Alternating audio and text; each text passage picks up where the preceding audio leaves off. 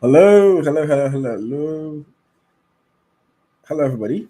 How are you guys doing? Good evening, good morning, good afternoon, wherever you may be in the world. Thank you very much for tuning in. My name is AyoT, and you're on Eagles Tracker, the home of Nigerian football. I hope you're well. I hope you're well. Thank you for joining me this week. Please let me know what part of the world you are tuned in from so that I can just hail you very, very quickly. Please let me know where you're tuned in from. Thank you very much to everybody. I see you guys. Thank you, Lumde. I see you. Thank you. Please let me know where you are tuned in from. And please make sure you're joining us on YouTube. If you're on Facebook, if you're on Instagram, if you're on X, formerly known as Twitter, please make sure you tune in on YouTube so that you can enjoy the full show. As the stream would be cut off on other social media platforms. So please make sure you are tuned in on YouTube. Please make sure you are tuned in on YouTube.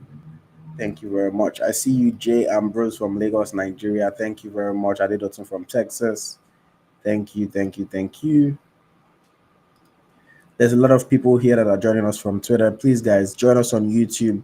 Search for Eagles Tracker on YouTube and make sure you tune in so that you can enjoy the full show. The stream will cut off on other social media platforms shortly. So please join us on YouTube.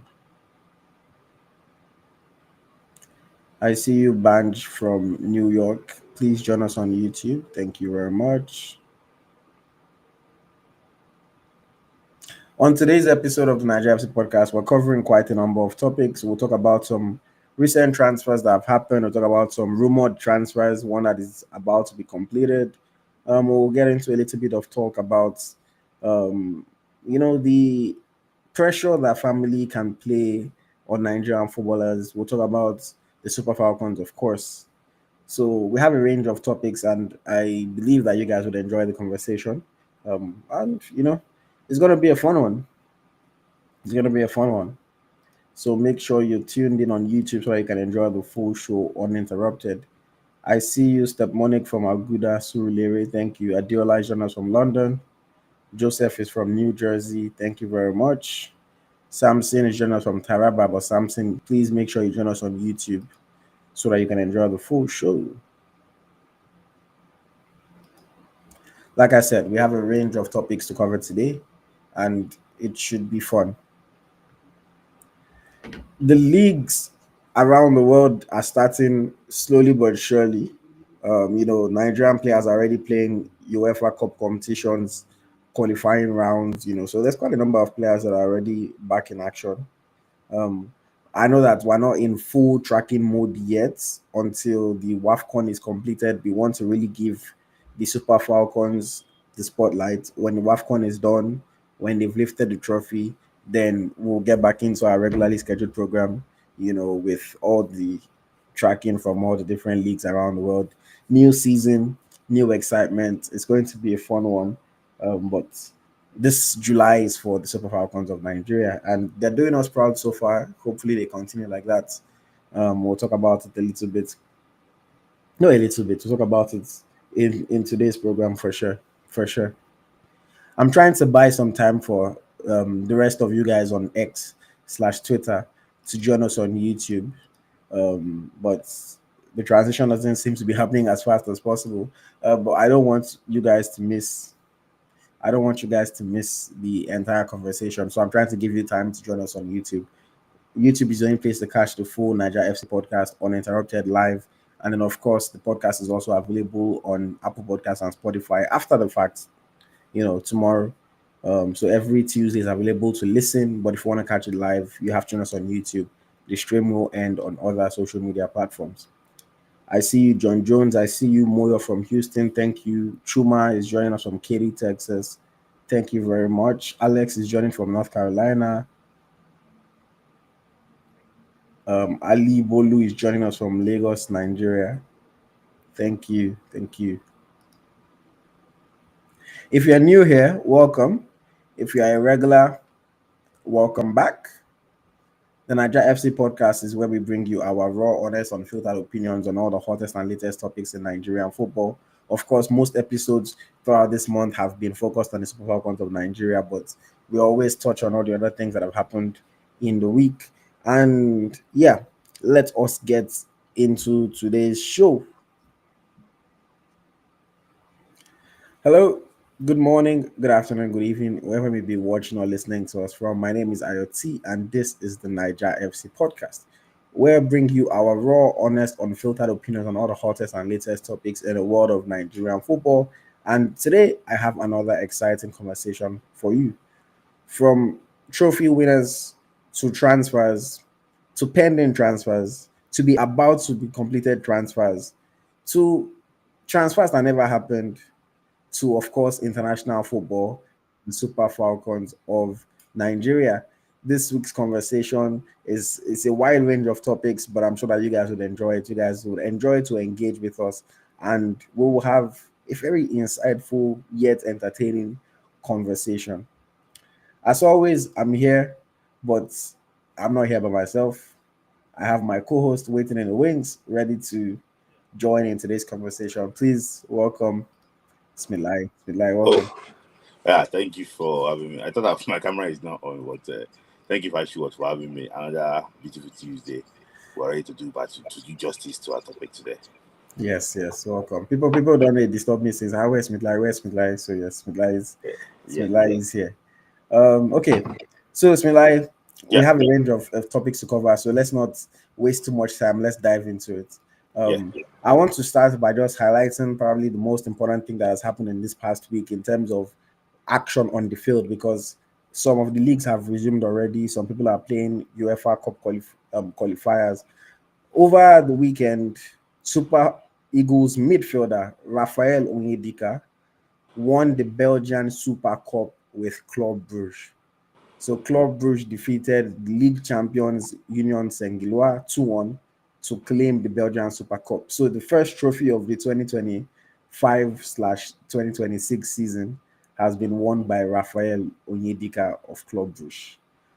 Smith Layi, new season, another trophy, but another trophy with Club Brugge. We know that Onyedika has been tipped, rumored, to be moving to somewhere else. How do you feel about him staying and winning another trophy with them? Yeah, at least since there is no offer, concrete offer now, he needs to stay and play with them. I'm happy, it's good to start on a very good note. Don't forget that last year they capitulated, they collapsed, towards the end of the season, and they lost the league to. I think Genk and them collapsed, because I remember they were competing with Union and Galin, then they didn't do well. I don't know what happened to them, but I just think that it's high time to stand a very good note. It is a very good statement to the very champions that their crown is temporary. Mm. Yeah, Mm. so I'm happy for Onyedika. All right, amazing. Shout out to Raphael Onyedika. Okay, so we've also had some transfers that have been completed over the past week. I'll touch on a couple of them very quickly. If you want to say anything in particular, you can of course let me know. Peter Onyekachi, 31-year-old striker, has joined Hapoel Nof HaGalil in Israel from Hapoel Acre. So Peter Onyekachi, we wish him the best of luck, and we hope that he has a fine season. Smilai, I don't know if you want to touch on this one. Isaac Saviour, 23-year-old midfielder, has joined Al Ittihad Alexandria in Egypt from Rangers International in the NPFL. How do you feel about Yes. For me, I think I rate him highly. I rate him highly. He used to play for Van Dressa, FC, very well run team then. He was the best midfielder 2 seasons ago in the Nigerian Premier League. A very good player. He scored a third goal for Nigeria and the Chan qualifiers against Ghana. So a lot of people know him, through that game. So for me, I just think that it's better than the move he made. I don't know the reason why he's rushing. It's like it's a sure bet to make the Chan team. it? Later this month, for the Chan tournament in Tanzania. So I don't know why he's rushing, but sometimes you never know. So Mm, maybe it can be a good place for him to start. Doing well there. Maybe he can join Pyramid or Al Hali. mm. Before you know it, he's go beyond the right trajectory. So I wish him luck. But for me, I just it's another thing to tell you that the best midfielder in the Nigerian Premier League is going to Egypt. Hmm. So that tells you all you need to know about the NPFL and the quality, Not even the top team in Egypt. not the top team in Egypt. Ittihad Alexandria, for unless you are like really into the Egyptian league, it's not really a team that you would think of when naming the teams in the Egyptian league. I mean, I smiled when I saw it. I wish him all the best. In this life, from the outside looking in, it's easy for us to say, wait, get a better opportunity, don't rush.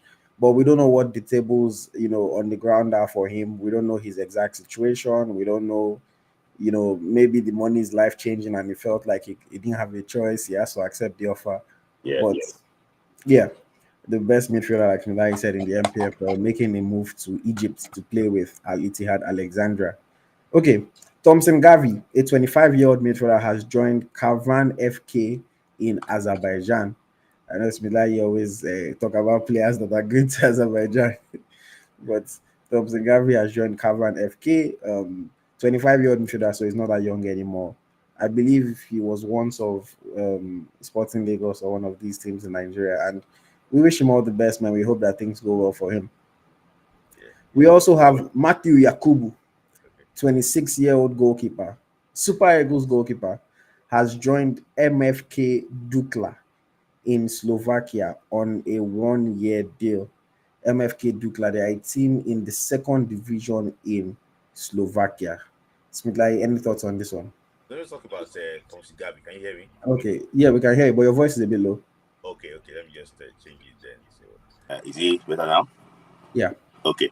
So let me talk about. A lot of people don't know that Thompson Gavi played with Victor Osimhen in the under 17, under 20. Just to tell you, the trajectory of the two players. It's just that's how life is. Sometimes they were being coached by Emmanuel Amuneke. Then it was highly tipped to also do I think it was part of their under 20 to also do later in life. But you never know. Different situations, different career. I have to wish him the very best of luck. If you are joining Azerbaijan, I think it's for you to go and make money. How much do they pay in Azerbaijan? It's better than to sit down at home and be paying minimum wage of Central Naira.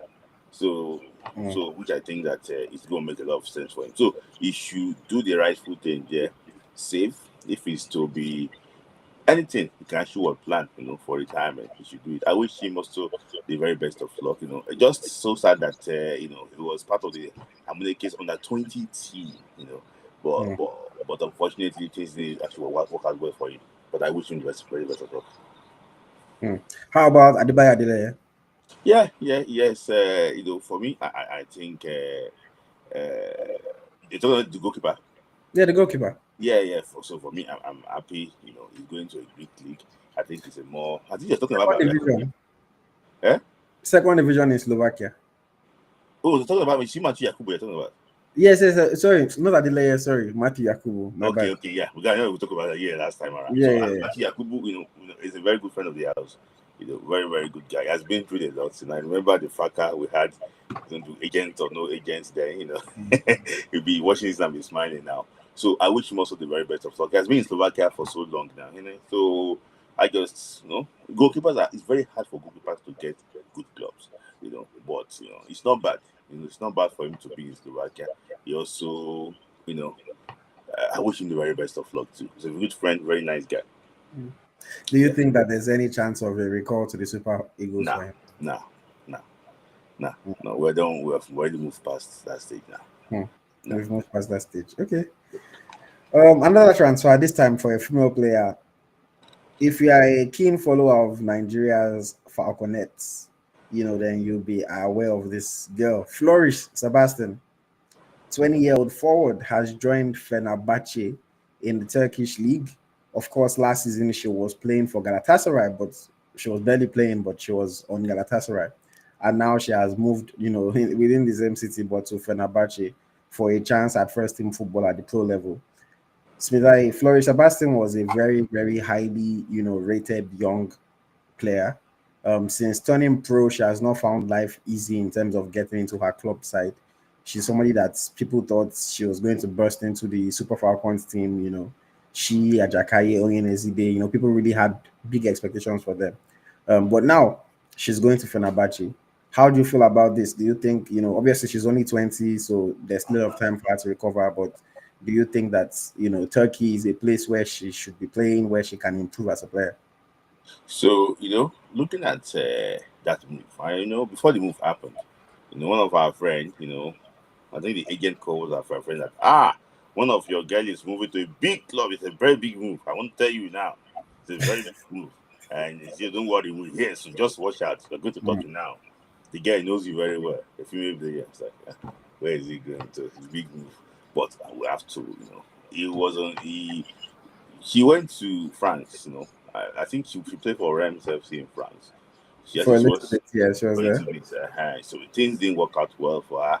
She went to Turkey. Even she was shadow of herself when she went to the 20 World Cup, Mm. last time around. So for me, I think she left was it Baisa Queens there. She has been like shadow of herself, with due respect, to her. That's also tell you that she's one of the best player coming out of the Nigerian Premier League, and she's not actually able to also cut it in Europe. To tell you that what we are facing in the men's part also facing in what the women's part. But I just hope that she can kick off her career very well, play well in maybe probably in Turkey and move again. But the issue is that she's sliding down. Yeah. Mm.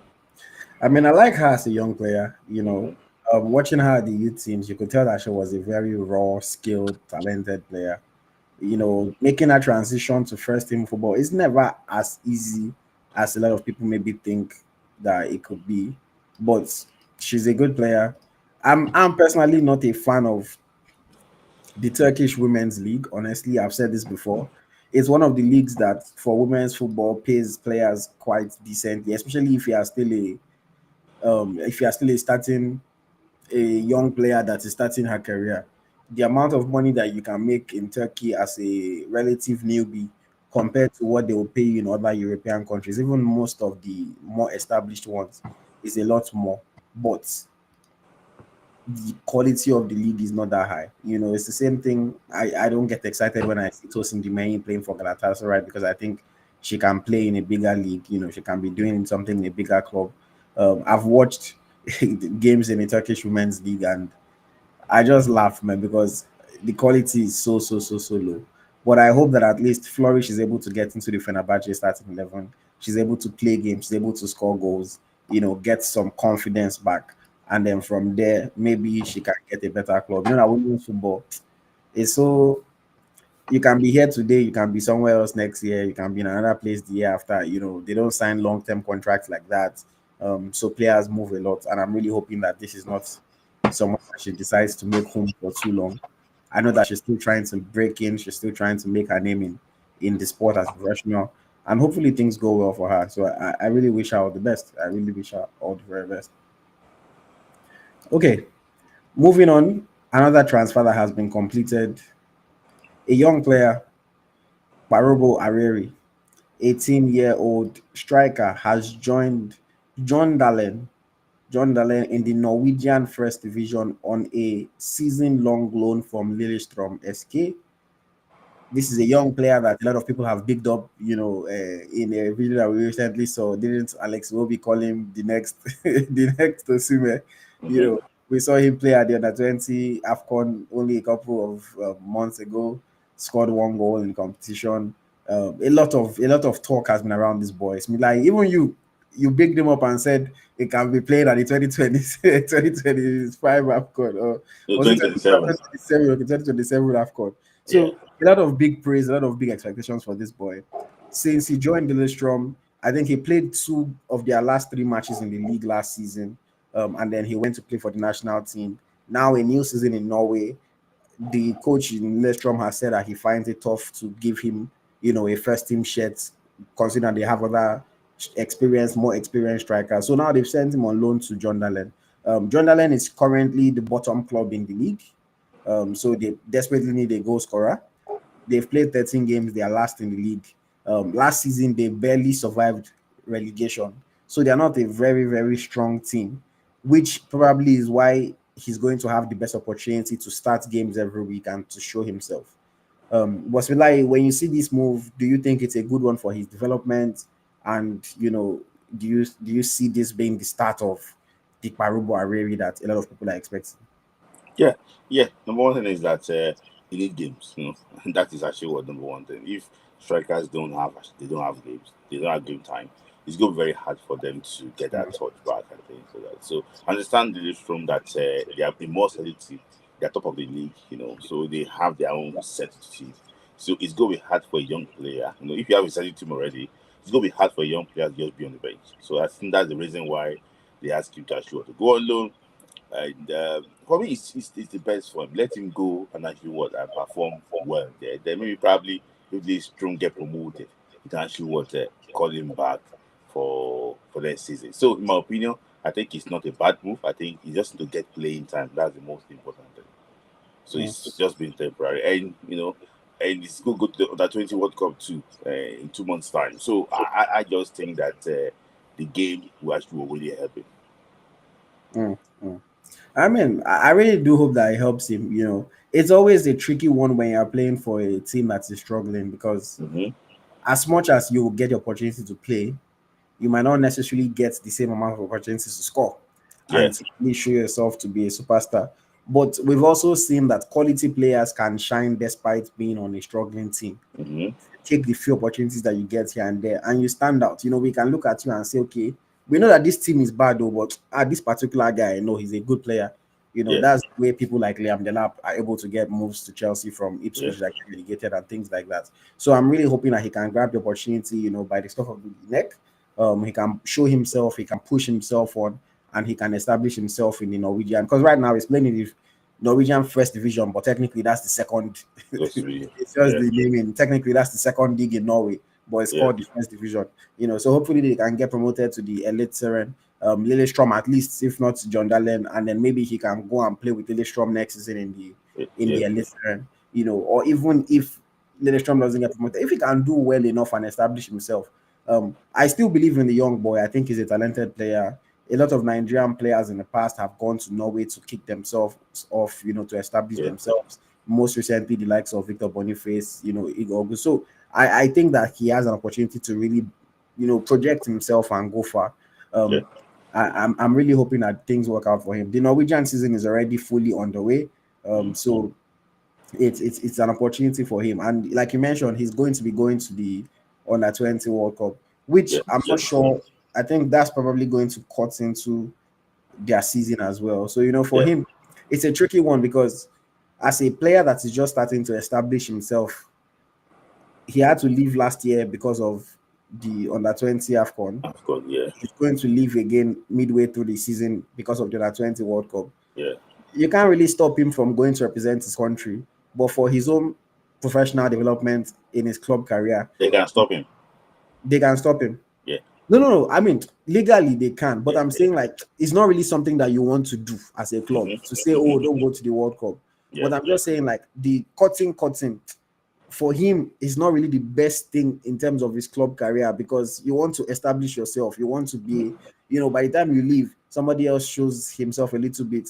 They're not really thinking about you. They move on because they have to move on when you're not there. So in a way, it's like I wish he didn't have to be leaving.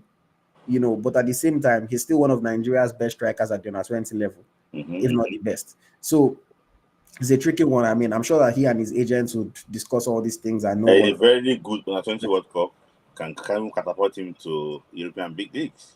If he does well enough, it's possible. If he does well enough, so we have to wait and see how it goes. But I wish him all the best. Like you saw in the graphic, he's going to wear number 20. They're excited to have him. So I'm sure they'll give him an opportunity, and it's just for him to take the opportunity. It's for him to take the opportunity. Okay, that's our unparable. Another player to talk about. Super Eagles forward. Henry Onyekuru. Onyekuru is back home. After an absence, after going to make a little bit of money in the Middle East, Henry Onyekuru has found his way back to Turkey. Onyekuru, we know that Turkey is where he has always shown, man. Turkey is where he has always played his best football. Turkey is where he has been the biggest star, where he has made his name. Unfortunately, going to Al Fayha in Saudi Arabia did not do anything good for him. He spent more time in the hospital than on the field. always injured. The fans of Al Fayed got so tired of him. I remember even this past season when his club made an announcement that he was undergoing another surgery. The fans of Al Fayed were even vexing for the club that why do they keep paying for this guy to do surgery? That they should send him home, let him go and treat himself. Because he has cost the club money in terms of just salary and everything. And I don't know, I always like to take things at face value. People can be struggling internally, but then they put up a front, on social media and everything. Because when I've always looked on social media, it has always given the impression that he does not care. It always seems to still be enjoying himself, still be spending money, still be living his lavish life. You see him, beautiful wife, doing all their different things. But who knows? Maybe these things could have been eating him up inside. That he's injured for a long time. He's not able to play. His career is not on the up. Obviously, Super Eagles has been. No, I don't think anybody thinks of Onyekuru and then thinks of Super Eagles or thinks of Super Eagles and then thinks of Onyekuru right now. But he's returning to Turkey to go and play for Gençler Belgi in Ankara. Gençler Belgi. That is the club of Organet Karura Tebo. So he's going to be teaming up with the Tebo in Gençler Belgi. Smith Layi, what do you think about this move? Do you think that this is a good one for him? I mean, he's back in the Turkish Super League, a league that he has shown before. How do you feel? Yes, good to be back home. He said in your intro that he actually was back home. He seems to understand the Belgian league and the Turkish league very well. When he went to AS Monaco, it wasn't a good move for him. Even Saudi Arabia did perform well there. It's good for him to, when you're back to your hunting ground, to the territory you understand very well. It's good. It can even be good for his own mental health. Maybe the social life of Saudi Arabia is even affecting him. You don't even know about that. But he's going to where this bubbling is bubbling now. So he can really enjoy himself. Victor is also, we don't talk about Victor very soon. So he's very close friend. He's also in Saudi Arabia. Sorry, he's in Turkey too. So I know that this move is not financially it's bad move.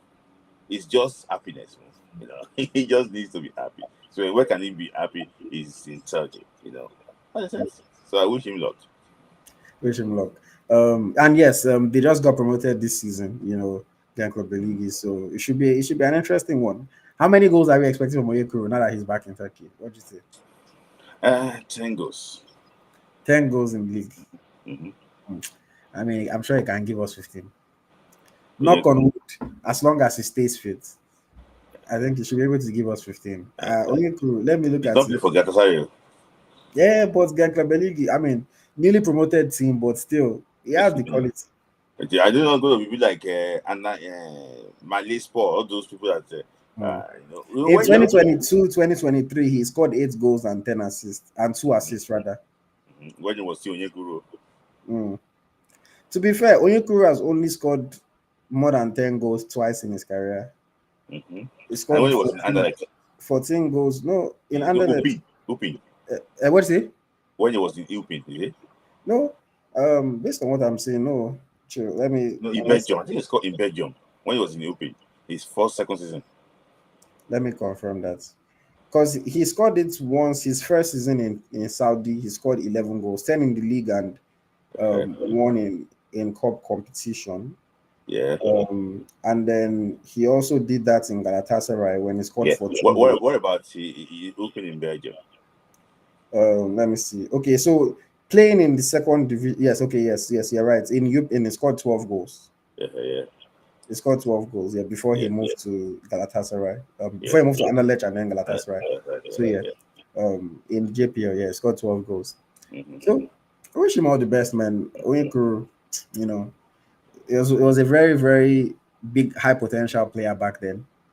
But football is a very tricky sport, man. Things don't always work as we expect them to work. So he signed for Everton. Yeah, he did. He signed for Everton. On paper, like Everton, AS Monaco, Olympiacos, Galatasaray, he has joined some decent teams, but I don't know if it's environment, I don't know if it is just injury, I don't know if it is a lack of effort. I don't know exactly what it is, but it hasn't quite worked out for him. And yeah, we just have to support him. We have to wish him all the best. and hope that this move can be a good one for him. I would have thought that if he was returning to Turkey itself, that maybe he could have signed for a bigger club, considering the fact that he already has a name there.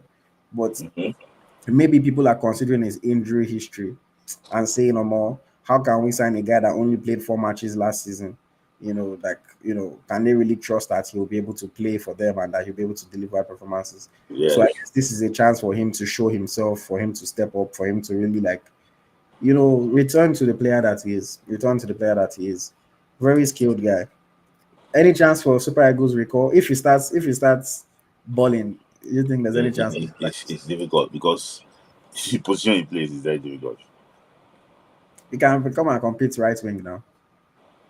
I don't think so. When he was even Onyekuru, he didn't really do well in national team. Hmm. I think he didn't really do well in national team. So I think he went to the 2019 AFCON. Yeah. Yeah, he went to 2019 AFCON, and he didn't do well there. They brought him against Algeria. I think he's going to change the game. He was just chasing shadows. Yeah. I mean, 15 matches for the Super Eagles. Let's see if he's able to add any Mm-hmm. to the list. His last appearance for Nigeria was what? 2022 AFCON against Guinea-Bissau. Played 5 minutes. Yeah. Mm. So, Ejike did not light up that AFCON. yeah. So like 10 wingers have to be injured for them to call Onyekuru. Okay. Let's move forward. Let's talk about a transfer that is yet to be completed, but we've been hearing a lot about it. Our 27-year-old Super Eagle, Ademola Lookman, is set to complete a transfer to Inter Milan in the Italian Serie A.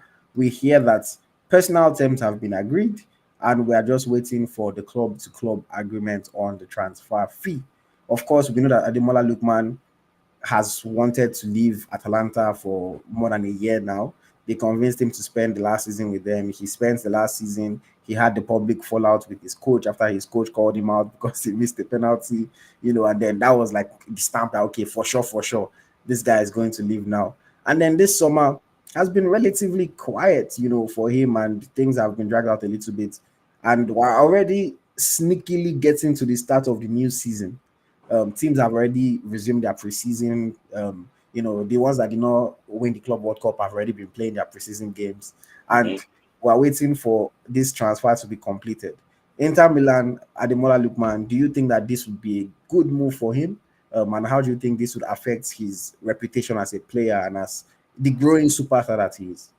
I don't think he can beg for a better chance to play for a top club Mm, than to play for Inter Milan. With due respect to the clubs that went to sign him in England, I think Inter is bigger than all of them, in my own opinion.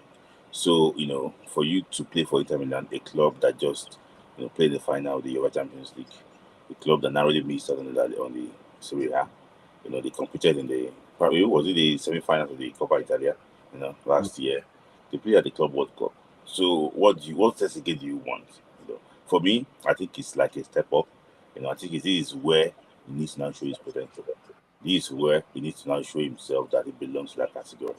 So, you see the Lautaro Martinez of this world play for Inter Milan, making the Ballon d'Or shortlist. You see the big players, Shirish and Alogu, making the Ballon yeah, d'Or shortlist. So all this Jan Soma, making the Ballon d'Or shortlist. So you are blessed with players that are gifted, and you also have a manager in Christian Shivu that believes in you, that say you are the number one that he wants to buy. So, what do you want again? The good thing is that if the manager wants to buy you, that is the best thing. You know that you are rest assured that, you're going to get what playing time. So it's a step up for him, and he's playing a league that he understands very well. Don't forget that he has been with Atlanta for about 3 or 4 seasons now, and he mm, has been doing well for Atlanta. So he's not going to be playing against Getafe, against Levante, or he's going to be playing against Pisa, Como, that I used to play against before. So for me, I think it's the right step. And he's also speaking small Italians too. So that means that Italy can be his own for like 2 or 3 years. So it's a good move for him. No, yeah. I mean, within the Italian Serie A, definitely a step up for him. I mean, he's joining the second place team from the third place team, so Hmm. at least he's going up the table. And of course, Inter Milan is historically a bigger team, more stable team, competing in the Champions League. Hmm. Competing for trophies every season. Hmm. Atalanta, you never really expect them to be there. The year that they won the Europa League, thanks to a lot of Lookman's brilliance in that final, it was like a surprise that wow, Atalanta really did this. Yeah. So they're not really a team that you're expecting to compete every season. And now that they are playing in the UEFA Champions League, their chance of winning the Champions League is a lot lower than maybe their chance of winning the Europa League back then. And then of course, I think the opportunity for him to just shine on a bigger platform is a good one for him. It helps the fact that he's going to be staying in Italian Serie A because, like you mentioned, these are teams that he's used to playing against. These are teams that he's used to scoring against. He's used to dominating against these players. And I think that the Inter Milan squad, albeit a good squad, he's going to go there and is going to slot into their starting 11. He's going to be a key player for them. He has the chance to combine with Lautaro Martinez. The only thing is that Inter Milan, they are in a bit of an unstable situation as far as players wanting to stay. Because if you remember, even at the Club World Cup, when Lautaro was saying that, those that want to fight for the shirt should stay, those that don't want to fight should go. So they are having some internal turmoil, here and there. But you're hoping that Christian Shivu will be able to steady the ship. Like you mentioned, he pinpointed Ademola Lookman as a player that he wants. And if there's one thing that is very important is to have a manager that wants you and that supports you. So on that note, I think that Lookman should be happy. Hopefully they're able to come to a good club to club agreement so that everything is completed on time. He can play preseason with them, and not having to just join them and then rush to learn the system and everything when the season is already starting. So I wish him all the best. But like, I'll ask you this question. We are also seeing that simultaneously, every one is even more advanced than Ademola Lookman's own. A player like Marcus Rashford is joining Barcelona. Could that have been Ademola Lookman? Like, is Ademola Lookman not better than Rashford? Why can't Barcelona sign Ademola Lookman? What do you think? I think there's a lot of things to attach to that. I think that they looked at Lukman, but I think the registration might probably be an issue because Rashford is joining on loan, Mm. and I think that they have to pay money for the man Lukman. So I don't think Barcelona can balance the books. Those broke club. They can't. Don't say it now. I don't think Rebecca can actually would balance that book. So I think that's the reason why they didn't look in this direction. And you don't want to go and join the club and you say that, oh, please let's wait for the court case. We'll fight for you in court, court case, because you're not playing. So you don't need to balance the book. And Rashford fits. They're looking for free transfer or loan player. Right? Mm. I don't think Atlanta is ready to loan Lookman to that. No, yeah, no. Barcelona, man. Shameful, shameful, shameful. How the mighty are falling. I mean, but they are still the best team in Spain. So, Mhm. but their money situation is embarrassing.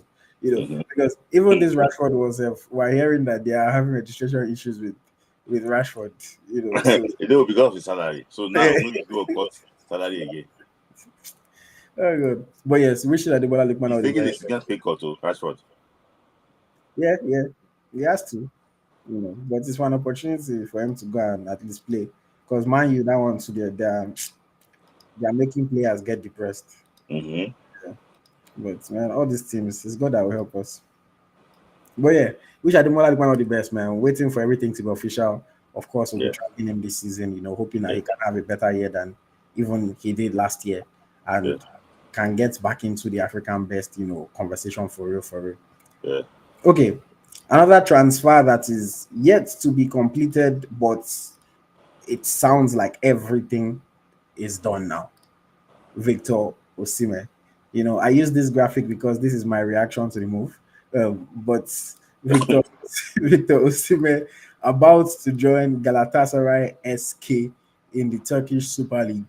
Personal terms with Osimhen were agreed. Was it last week or the week before? And Mm-hmm. it was about Galatasaray and Napoli being able to hash things out. We heard that okay, they've agreed. Then Napoli came back and said, no, you need to put sell-on fee, you need to put this, you need to put that. We're now hearing that everything has been agreed. They've shown all the proof of the money in their bank accounts. They've agreed the installments plan. They've also agreed to a 10% sell on fee, and they've also included a clause that Victor Osimhen cannot be sold to any other Italian club for the next 2 years. If Galatasaray sell him to an Italian club, it's going to come with more money that Galatasaray would need to pay to Napoli, as well as potentially other punishments from FIFA because they breached the terms of the agreement. So I'll break this down into two parts. Like, first one is, now that the agreement is on the verge of being completed, we're going to hear the official announcement anytime soon. It's been like, how do you feel about Victor Osimhen returning to Galatasaray? All his people on social media have been painting it, obviously they're trying to put a positive spin on it. That, oh, Osimhen only wanted them. He had lots of big offers from lots of big clubs, but Galatasaray is where he wanted to go, blah, blah, blah. How do you feel about it, honestly, Smilai? No, sad. There's nothing to pay. There's nothing I can describe it. Sad. And I'm sad because Victor Osimhen is our golden boy. Victor Osimhen is a generational talent, Mm, in Nigeria. And to see him going to Galatasaray, it's not really good, for Nigerian football, even for his own career growth in general. But mm, sometimes you have to you have to like dive into what really transpired in this situation. Maybe probably the boy just need a place to settle, and actually play his own football. But if you want to do it and just take only one positive from this transfer, is that he's free from the shackles of Napoli. But he's not even free yet because there's a sell-on clause. You still have to put that sell-on clause there. There's also those sell to an Italian club, in the next 2 years. So it's just so sad that Victor is going to be going to Turkish league. Turkish league, with due respect to them, is not competitive, you know, compared to some other big leagues in European football. But I can see Galatasaray is trying to borrow money and paint themselves as if they are the rich people, they are the rich team in Turkey, trying to go and buy EDC, buy Leroy Sané, just trying to like get one or two players to beef up that team for the Champions League. But for me, for Victor Osimhen, for his career growth, I don't think it's a very good move. But for his own football, IoT, what they say is that they say class is permanent. mm, So I just hope that the level of his great game will not drop, and when they call him up for the national team again, he will continue to deliver. mm. I mean, I will say this. I'm also not happy about this. I've said it before. I kept on saying that I pray that it was his first and only season in Galatasaray.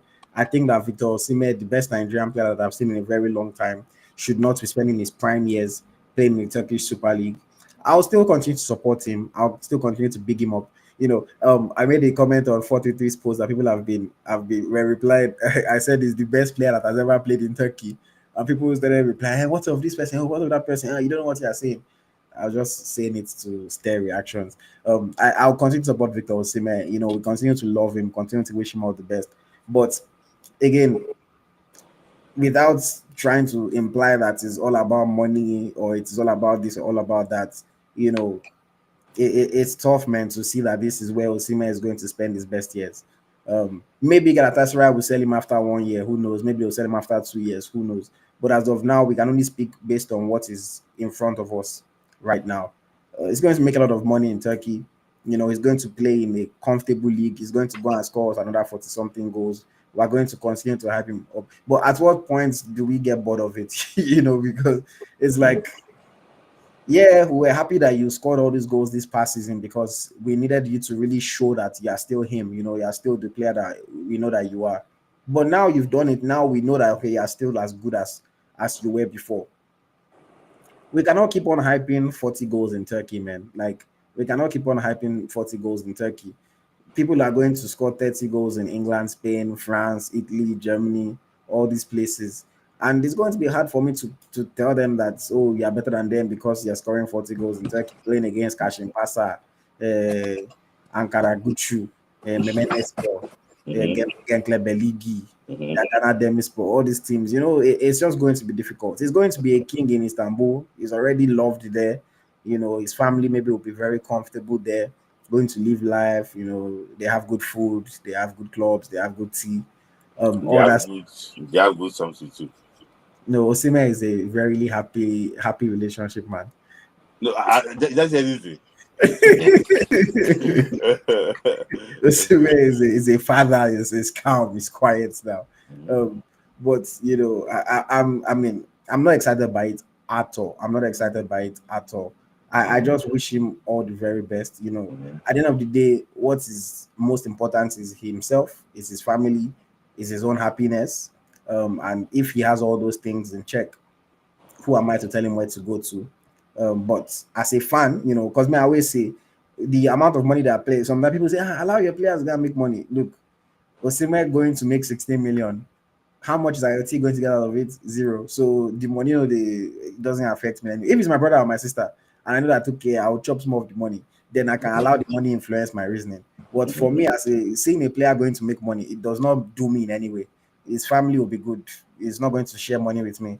So I'm looking at it purely from a footballing perspective, purely from a footballing point of view. I wish he had worked out a deal in a more, competitive division in a bigger league to really see how he can still maximize his income but play competitive football. Because look, I don't know how I can come and argue with you that Osimhen is better than Haaland, or Osimhen is better than Salah, or Osimhen is Mhm. better than Mbappe, or any of these other top strikers, or Alexander Isak, because those guys are doing it at a level that is times five where Osimhen is doing it. It's tough, man. It's tough. But Smilai, let me ask you this question because someone on Instagram, one of the fans of the show, reached out to me today and he said, "No, IoT, you must talk about this. You must talk about this. I want you to talk about this. That why would now well, Napoli put a clause that they cannot sell him to an Italian club for the next 2 years. That isn't this a new law for how African players are treated? The person felt like it was disrespectful for Napoli to put that kind of restriction. But I know, Smilai, we've kind of hinted about it in the past as to why Napoli was asking for that clause. So, what Yeah. can you say about that? It's like Jacob's voice and Esau's hand, in the Galatasaray's deal. They can see because they see. I see, the budget of the Turkish Premier League. You know how much the winner gets. You know the salary. Is the most expensive player. And they realize that for them to be able to, want to do all these things. Rumor says that there are some people that are really interested in that in that deal, and maybe probably they are using some people's money to go and buy Victor Osimhen. So, and I think that the guy from Napoli, the Laurentiis, that's his name, is a very smart man. So he knew that Gala is not the final destination of Victor Osimhen.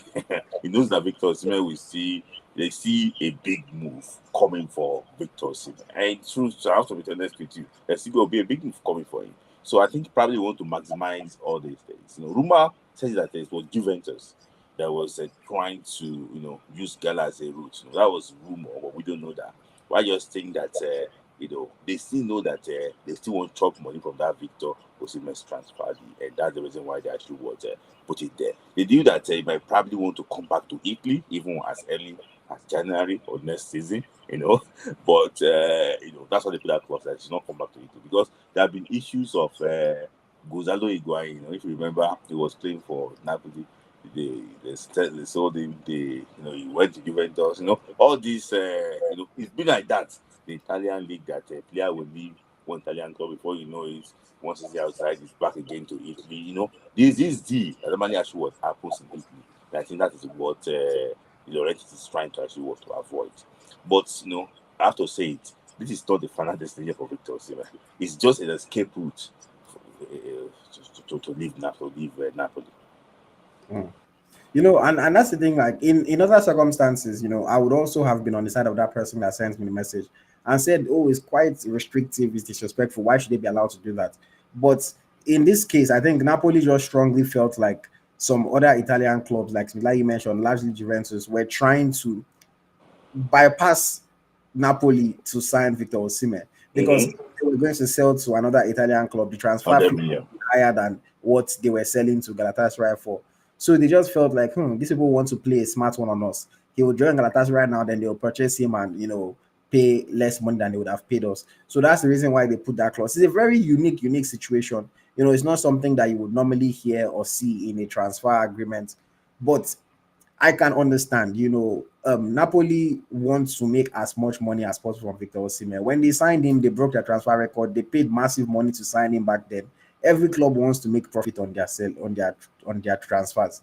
That's the whole kind of model. especially if the player that you sign is not going to spend his prime years at your club. You want to make profits when you're selling him. So I understand why Napoli would have put a clause like that. And I mean, Galatasaray, in good faith, if they truly were not trying to do any backhand or under the table deal with another Italian club, then they should have no reason, why it should be an issue.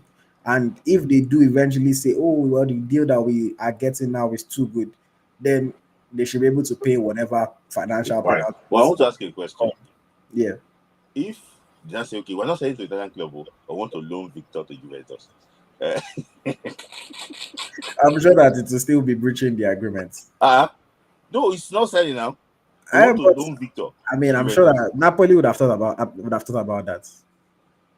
They would have thought about that, and there will be a provision made for it in the agreements. They're not that stupid now. They would have thought about it. And what if they say it's a loan? I'm sure they'd have thought about it. Maybe they'll pay them some extra 25 billion or something to make it that 100.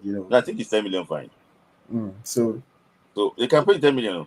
It's still less than 100 million now. It's still less, yes, but let's see, Sha. Let's see. It's unfortunate for me as a fan, to be honest. Like I said, I'm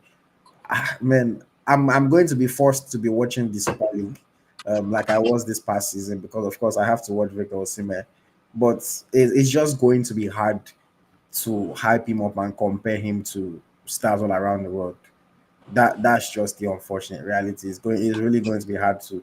I remember I keep saying, it's like I used to fight my friends in my group chat, hyping him up that Napoli year when he was doing things, and this is not the trajectory that we saw happening, and at least now Mikel Obi is going to keep quiet because all is Jackson this, make Osimhen that, I'm bringing Osimhen to the club, I'm brokering the deal, I'm the agent, I'm this, I'm that. You can keep quiet now. It did not happen.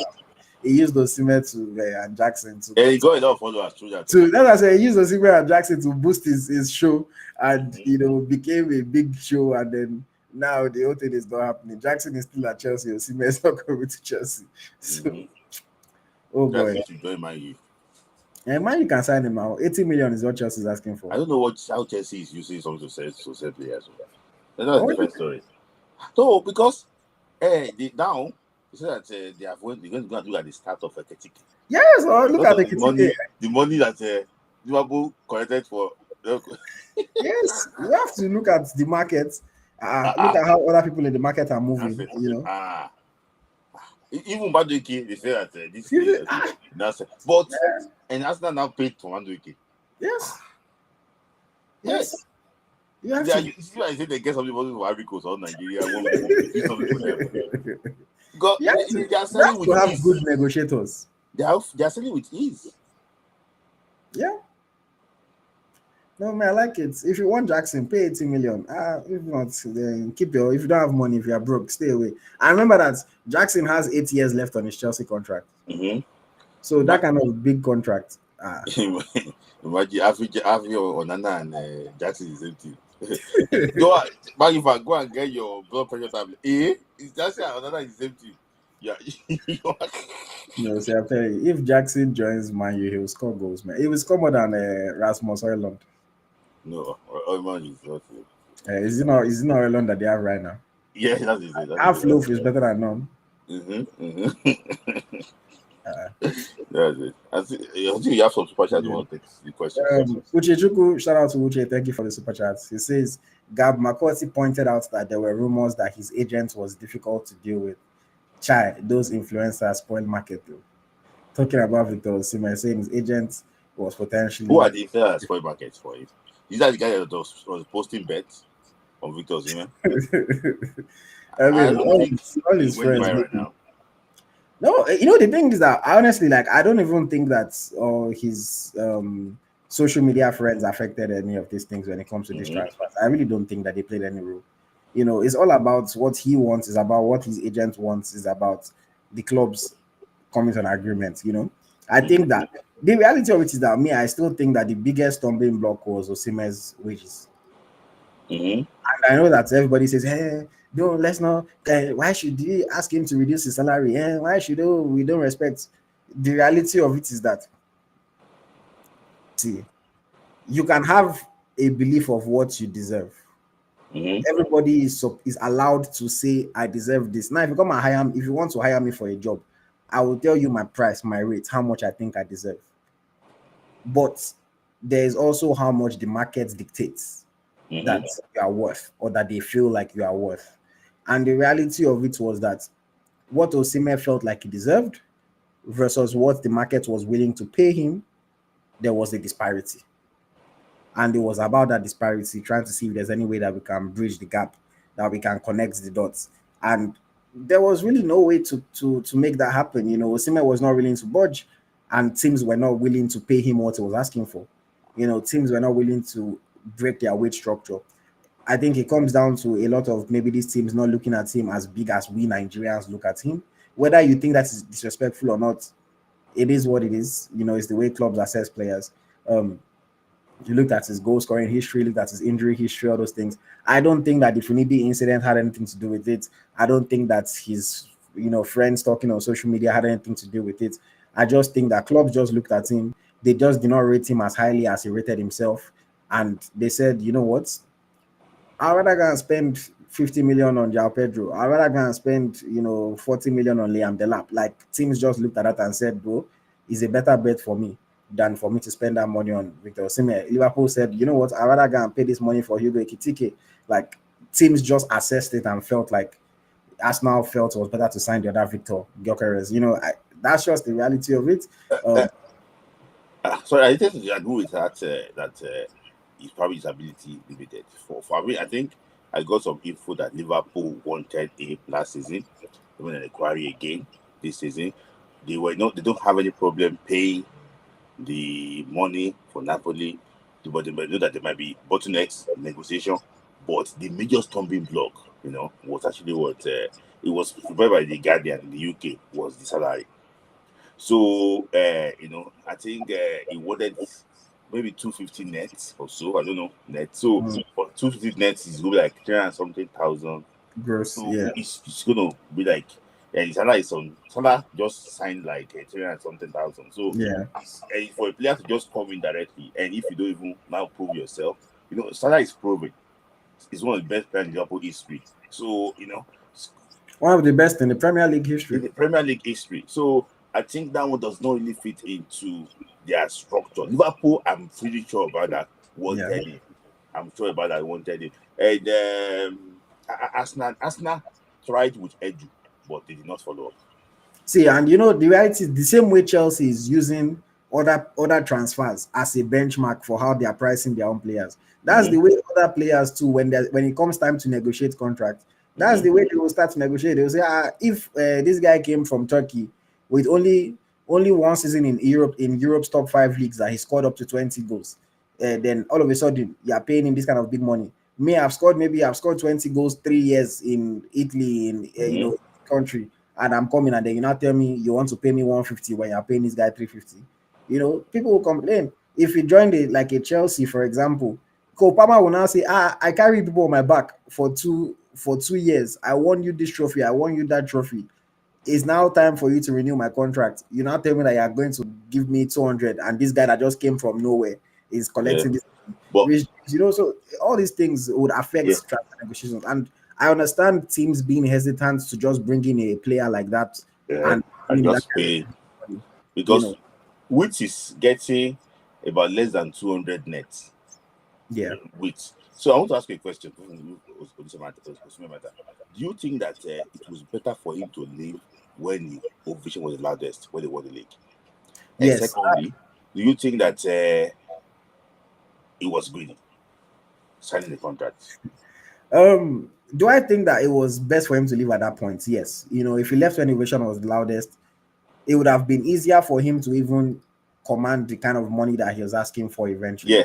Yeah. Because other things that have happened will not have happened with fallout with them in Napoli, with sitting out a little bit of time. With the coconut issue. All those things would not have happened if he had just left at that point. So do I think he was greedy? Yeah. It's a tough one, man, because greedy is like a very strong word. I don't know if I would call him greedy. But you because think it was how would I put it? Okay, can you use any adjective to something yeah, was I'm like trying to. The only thing that I can think of, and I would say, is he was stubborn. it was stubborn? No, let me just put it this way. Do you think that for them to offer him that salary, do you think that sometimes when you are licking sugar, the consequence is is always bad. That is it. So when they gave him that salary, that big salary, did you know that the end might not be good? See, the thing is that sometimes, man, you don't you try to think about different situations and what might happen. But I'm sure that even at the time, Osimhen probably did not think that things would turn out the way they've turned out. Mm-hmm. He probably thought, okay, I have an opportunity to make this extra bread for this amount of time. Then I'll still move on. I'll move on and I'll still go and play my football. Excuse me. So that's probably what he was thinking at that time. That's why I wouldn't say greed. They tabled a very tasty offer in front of him. Now, in hindsight, obviously he shouldn't have signed that agreement. He should have gone Mm-hmm. elsewhere, played. He would have made the money still. But at the time, he probably thought, well, okay, it's a win-win situation. I can make extra money now, and then I'll still leave. Obviously, the way things have turned out, The value went down, and the value went down. Everything, going to Turkey is not going to keep boosting his value. He's by far the most valuable player in Turkey, but his value is not going to be increasing. Like if someone like Florian Wirtz goes to now that is in Liverpool, if he goes and balls more, his value will be going up. But Osimhen, his value is not going to be increasing at that same kind of rate. So it's tricky. I just think that he was stubborn not to budge at all. Which, to be honest, like when it comes to negotiations, when it comes to money, yeah, within your rights to set your price and say your price is your price and you're not going to shift. Yeah, within your rights. But it is still stubbornness in a way. I was I was working for a company and I saw different kinds of negotiations, big money transactions happening. And sometimes you hold your own and you even let the whole deal scatter. You say you rather let the deal go than collect this money that the person is offering you, and you feel like okay, to come back eventually. So he was stubborn on that front, but I wouldn't necessarily say he was greedy. Could he have taken less to make it happen? Yes, he could have. But that's the issue with introducing yourself to a certain lifestyle. you know, yeah. once you get into a certain lifestyle, it's hard for you to want to lower yourself from that lifestyle. It happens to all of us. Oh, we don't make Victor Osimhen money, but at the level of money that we make, where we are able to afford iPhones, we're able to afford to go on vacation if we want to go on vacation, we're able to afford to buy nice things for ourselves. We never want to get to a point where we can't do all those things. Yeah. The kind of lifestyle that Osimhen is living now is a very lavish big boy lifestyle. And he might just be looking at it that if I go to an England and I'm making significant, it's still going to make him big money, but Mm-hmm. it's going to be less when after taxes and everything. And it's like, will I still be able to do all the things that I want to do? Will I still be able to travel? Will I still be able to buy all the jewelry, all the cars, everything that he wants to do? And maybe he just said, well, I'm not willing to do this. And it can also be a case of maybe I don't want to say I'm just guesstimating, but it could also be a case of maybe a little bit of self-doubt, because Uh-huh. maybe what if I go there and I don't ball? Uh-huh. What if I go there and things don't work out? Because if you say, okay, let me join this club and in 2 years I'll show them that I'm good and then they'll increase my money to where I want it to be. But what if you don't do well? What if I get injured again? What if something happens? There's always those thoughts of what if. In one of the topics I want to talk about today with Victor Boniface, he Yeah, explained yeah. those what ifs, But those what if feelings. but So he could have been looking at those things like, what if it doesn't work out? What if I don't score those goals? What if I don't do so well? What if, what if it turns into another situation like the Napoli one where I agreed to something I didn't really want, or I agreed for this reason and then the club comes and doesn't do like I expect them to do. mm-hmm. Yeah, It's so when you're living in the moment, you just do what you think what you think yeah, is best for yourself. yeah. But you Sorry, can't really, I know that they will discuss Osimhen for a long time. Just 10 seconds. You know that Napoli offered him loan last year, and Chelsea to offer him loan. Last year. Do you think that that Chelsea loan would have been a better offer for him? Because if he proved himself in Chelsea, he probably would have been going on a big transfer, yeah, if we did, it'll be good on a big transfer for sure. and that would have been more profitable. That's why I Because say that will give you bargaining power. You know that? I don't show you. So they will do everything to retain it. Because that's what Chelsea is using today in terms of this Jackson thing now. Even though Ekitike has scored some more goals, they say Ekitike was doing it in Bundesliga, Jackson was doing it in the Premier League. Premier League is more difficult. It's a bigger league. Because Osimhen's 40 goals, how many did they score in Turkey this past season? In Premier League, maybe they are valuing that at 18 goals. 18 goals, yes. They are not valuing it at he scored 40 goals. They're looking at okay, Turkey catching passes, blah blah blah. Okay, if it comes the Galatasaray, if Galatasaray was playing in England, maybe they will finish 12th. They might go on relegation. So it's like, No, they might be like, they'll still be better than all them. Southampton. Do you think that Spurs that finished 17th? Spurs is like, Spurs last year was a very unique situation. But I'm inclined to say that Spurs are better than Galatasaray. I said I'm inclined to say that Spurs are better than Galatasaray. Yeah. Like, Man U, I think that they played in Europa League, didn't they? Yeah. What was the score? Galatasaray, Man U, Europa League. Do you remember? Galatasaray, Man U. No, against Spurs. They beat No, Spurs. but didn't Galatasaray play Man U? No. In this Europa League? No, they didn't play. Okay. So what did they? Okay, Rangers played Man U. Galatasaray, did they play anything from England? Tottenham Hotspur. What was the score of them and Spurs? I think they were 3-2. They won. Galatasaray won 3-2. Galatasaray beat Spurs. I think they won 3-2. So Galatasaray cannot beat AZ Alkmaar. Yes, he was horrible that day. Yeah, I remember that AZ Alkmaar match. It's difficult because look at Galatasaray, who knocked them out of Europa League this year. AZ Alkmaar. So it's a tricky one, man. It's a tricky one. They are losing to young boys in Champions League.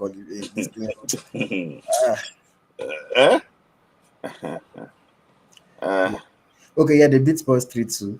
They beat Spurs 3-2. Osimhen scored 2 goals. Spurs had red card. Yeah. Spurs even they were lucky to finish the game at 3-2 because Spurs were really on them. They nearly killed them without red card. I see. Interesting, sure. Well, let me take some of the other comments that we have. Charles is saying, I wished Victor waited small. He could have gone to Real Madrid or PSG. It seems all these clubs are going for the 2000 generation unless you are really good. Real Madrid, you have Kylian Mbappe. I don't see where Osimhen is to fit in there. Do you think Victor should run his contract than Napoli? If he goes 1 year without playing, it's not going to help him at all.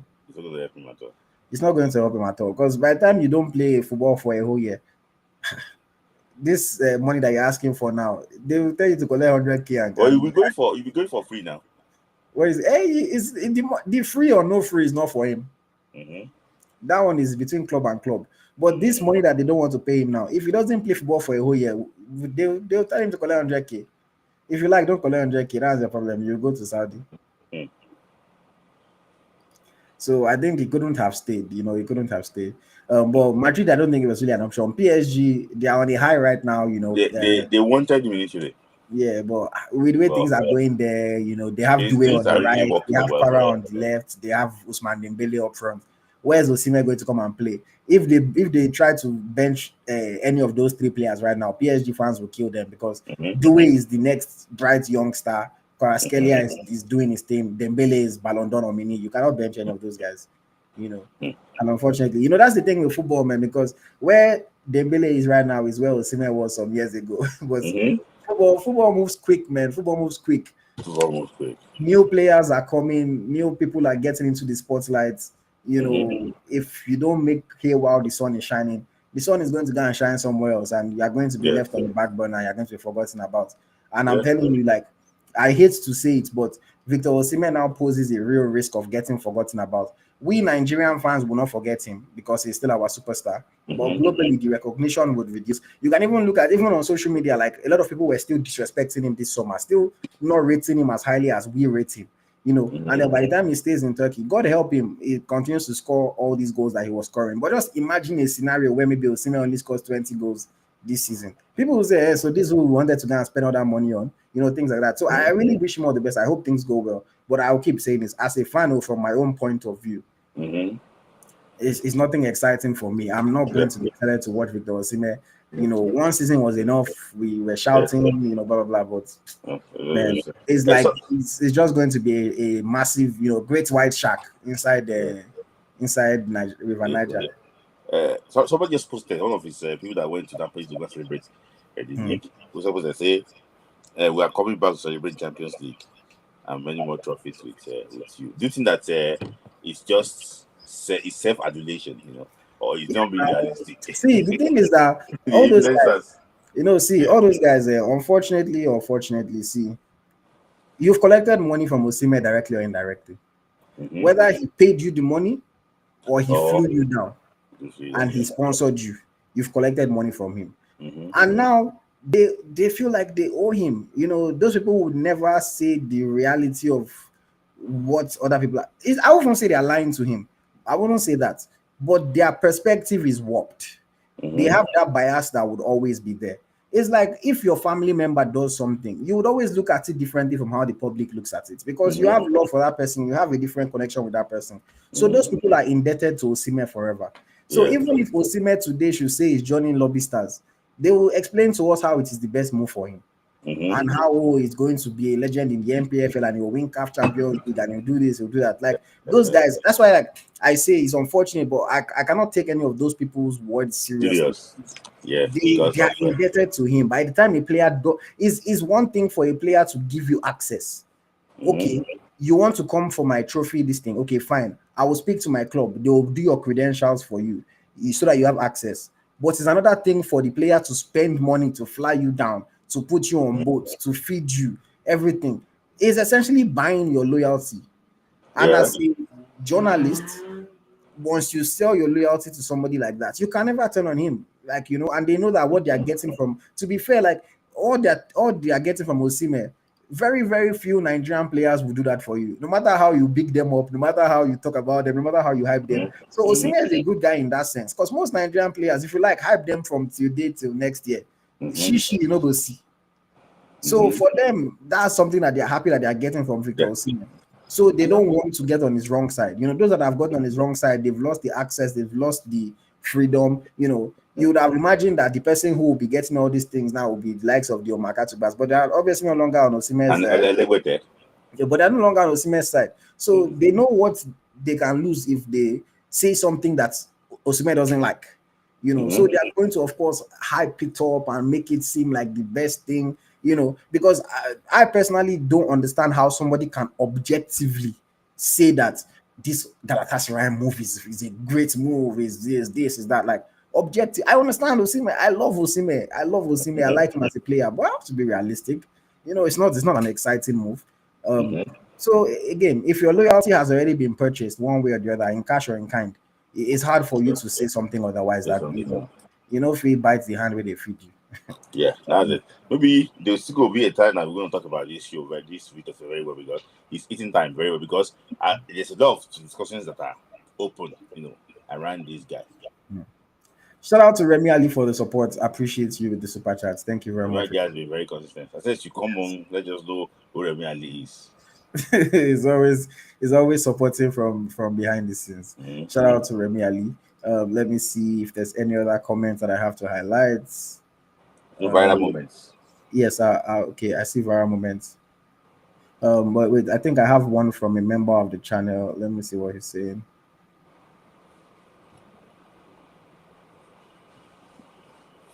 Victor Cobham says Osimhen was ill-advised by the hordes urging him not to take a pay cut. That's what Victor Cobham is saying. You don't know. The thing is that Osimhen could even have been the one telling his agents that he's not taking the pay cut.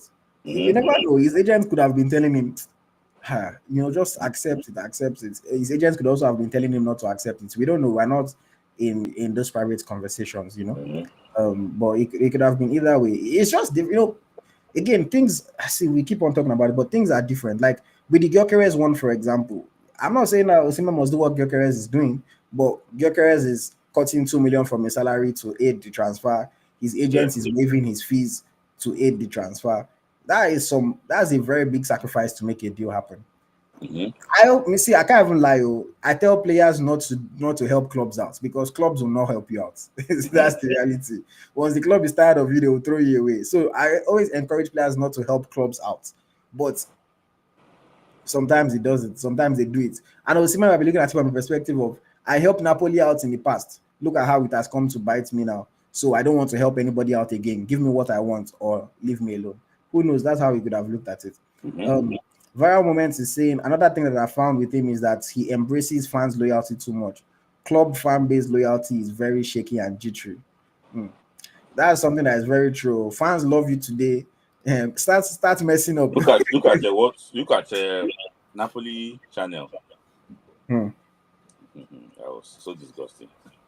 Fans love you today, but tomorrow they hate you. Marcus Rashford is a very good example of that. See, Environment also said Rashford isn't a fool for taking pay cut at Barca. He knows best what he wants. Hmm. And then another one from Viral Moments, it says there is a lot of comfort in Turkey. He go enjoy normally, more holidays, more jet trips too. And what if I get injured too? If you watch that Boniface interview, you will see that he has a lot of confidence issues. Hmm. Okay, one more from Viral Moments. He's saying, to the good side, how does the signing of Sane and Zaniolo help Osimhen perform better? Because most Galatasaray guys know Sabi. Smith Layi, what do you think about that? That one will lift him. We lift him. But one that what was her name from offer? Hope we will not go and fight there because he's also a very troublesome player. So, but I hope that there's going to be better quality. The funny thing that Ghana can qualify from the Champions League. It's like this weird Champions League group. If they play well See enough, some, yeah, they can you get a can see knockout. some young boys to punch, maybe young boys or club bridge to beat, or maybe I think Nice also there. So Nice is playing the qualifiers. So if they can have like 12, 13 points, they will qualify. Mm. From like 8 games, so they see some games to actually want to win. I can take them. Yeah, at least you have some decent teammates, Icardi, Morata, Zaniolo. No, the Morata is going to Como. Morata, oh, okay, so yeah, So that's yeah, true. we're just waiting for to confirm this deal. Como is already gone. It's gone already. Leroy Sane, Lemina is still there, Torreira is still there, Gabriel Sara, Davinson Sanchez is in defense. Sanchez. You sell him. I mean, isn't he their best defender? With Sanchez. I mean, who else did they Most have? of the goals that they cost last year. It's tricky. I mean, the best that Galatasaray can do in Champions League is round of 16. That was yes. That's the best they can do. Osimhen is not going to win Champions League. And if he wins the Champions League in Galatasaray, I will hold my hands up and say I was very What will you do? Will you come with your chest out and do this podcast? I will, win Champions League. If Osimhen wins Champions League with Galatasaray, I will do 5 million naira giveaway here. 5 million naira giveaway. Yes. If anybody can record me. If Osimhen wins the UEFA Champions League with Galatasaray, I'm not saying with another club, but with Galatasaray, I'll give away 5 million here. If God has even blessed me more by that time, I'll make it 10. With Galatasaray, I don't see it happening. I can't even lie. Okay. Yeah. Charles has switched topic. He said, is NFF keeping track of Rio Nguma? NFF does not. See the way NFF people work. Let's look at it. Do you think that this boy, England will allow this boy to even smell Nigeria? It's very difficult. But I know that the Arsenal boy is close. The Arsenal boy is close. Well, this boy is hard. So, Viral Woman said, I will add 500k to it. Temi said, I will double the giveaway. I'm matching you. AyoT. We don't. Okay. That's what. That's 10.5. 10.5. So, Osimhen, if you want the Naija FC podcast fans to eat, just win Champions League. There's 10.5 million on the line. Real K, shout out to Real K. He says Osimhen sealed his fate and shut the door to global football stardom. Okocha made the same mistake in 1998. Do you agree? Do you think he has shut the door to global football stardom? I think he shut the door and he's peeping through the window. That is what I just think. He shut the door and he's peeping through the window because I think that he will just be watching, looking for ways to still go out. But it's not as if he shut the door and he said bye bye. He shut the door and he's peeping through the window to see maybe there's going to be an opportunity to actually want to come. Because if he gets a good opportunity to leave, I'm sure he would want to leave. It's just a matter of, it's easy when you're talking about somebody else's money. It's easy to say, forget the money, blah, blah, because that's what I will say. I'm like, guy, that money, you will make it elsewhere. You do this, you do that. That's why I always encourage players to build brands for themselves, to have commercial value so that they can make the money off the field. Because like with Osimhen now, if Osimhen had more of brand value, he will know that, okay, if I surrender 10 million, I would see how I can make the 10 million off the field, and everything. But where's Osimhen going to see 10 million in endorsements? So it's a difficult one. I mean, shuts the door to global football stardom. I don't necessarily, I think, like Smilai said, the door is not shut completely, but obviously it needs to do a lot to put the door, to make the door fully open again, because people will see life, man, fans, football moves on quickly. All these players that are coming up now, people will move on and they'll forget about you. There's Lamine Yamal, there's Desiree Doué, there's Ousmane Dembele, Rafinha is doing his thing at Barca, Cole Palmer is doing his thing. What if Florian Wirtz starts to do his thing? Bukayo Saka is still there, that is coming. There are still the old takers like Mohamed Salah. There's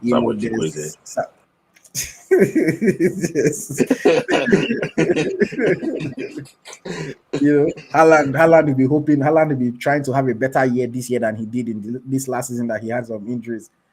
So football will move on quick. It's we Nigerians that we have to be doing our best to keep on fighting for him and keep on shouting. Because he's our main superstar. Yes, now it's by far. If we are like Spain or England or France. It's from France. If you like, you should go to Turkey. We're not going to send. But because we don't have any other player, none of them performs for Nigeria when they play. Is this somebody that is jumping ahead of the ball that is performing? Your friend on this show. So they don't perform. That is the problem. That's why we're shouting Victor, Victor, Victor. None of them perform. I'm saying it here. Which striker have delivered?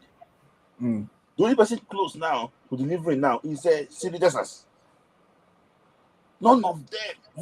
They are under the shadow of Victor Osimhen. They don't deliver. Jimmy, somebody mentioned, we'll go to his matter later. Okay. Let's move on. Shout out to Victor Osimhen, man. When the transfer is official, we'll still talk more. We'll still talk about more about it because there's some things that we'll still talk about. We'll go do like a whole show on it. I know that some people would have screen recorded us now and sent to Victor. See what people are saying about you. I won't lie to you. I heard some people normally screen record this thing. Say when this life goes, they send some NFL people, which is continue to do the work. I don't know why some people just like gossip. I don't want you. This one myself confessed to. I saw it now. Immediately this thing is live. This Monday program, we send the link to some people to share it on their group chat. It's good, man. Help us spread the word. Help us increase. I know it's gossip. Gossip or not? Gossip or not? I don't care. I've always said it. For me, I'm doing my thing. My loyalty is to my audience. So whether you like me or you don't like me, I remember somebody sent me a screenshot of somebody was talking bad about me on another channel's comment section. And I was just laughing. I was like, and it's funny because I won't mention the person's name, but this is a guy that I usually see his comments, on our show. And then I'm like, I for things say this guy and our person, say this guy like us, this guy like what they do. But on another channel's comment section, in the talk, another thing. Maybe Stephanie was abusing me on the Challenge TV's comment section. That's a bad person. Maybe he's here now commenting. Maybe he's here commenting. It's a very wicked person. He was saying it on Challenge TV. Maybe he's here now commenting. Begging people that I should unblock him. Maybe he's here now commenting. Very good. You never really know, man. This life, everybody knows what they want to do. My own is that if you are watching and you're not subscribed to the channel, please subscribe. If you are currently watching us now, you're laughing, you're enjoying the show, but you've not yet liked the video. What are you doing now? Like the video, like the video. It's the least that you can do. It helps us to continue to grow, helps us to continue to reach people. So please, please, please make sure you like. Make sure you like. Mm-hmm. Thank you. Like and subscribe. Thank you very much, guys. Thank you very much. Mm-hmm. Environment said, my loyalty is to my audience. It goes tracker 2025 pictures. Yeah. Okay. Since we like now, they are coming for step money. Very good. But yeah, okay. Let's move on. Let's move on. Speak of one Victor, and then we'll move on to the next. I don't have the clip here, but if you guys have watched the new show that features Frank Onyeka, Victor Boniface, and Wilfred Ndidi. Of course, we spoke about it when they started to promote it. You know, they had invited me to the premiere of the show, but unfortunately, I'm not in Lagos, so I wasn't able to go for the premiere event. But 2 episodes are now live, and on their most recent episode, you know, featuring comedian Bovi, actor Timini, and actor TV presenter Momi Dada. You know, they spoke about a range of topics. But Victor Boniface spoke about a situation in particular, you know, where he was heavily linked and had agreed terms for a move to Saudi Arabia. And he spoke about how it came about. He said the offer came to his table, and he started to think to himself that I'm a young guy. I've already had a number of injuries. You know, what if I get injured again? What if this happens? What if that happens? Maybe this is why I should take the move. You know, let me move to Saudi. If I play there, at least if I play there 2 years, I make money. I can come back. I can do this. I can do that. So he was starting to have those thoughts, but he wasn't certain. He wasn't sure that it was what he wanted to do. And he said he called his elder brother and spoke to him.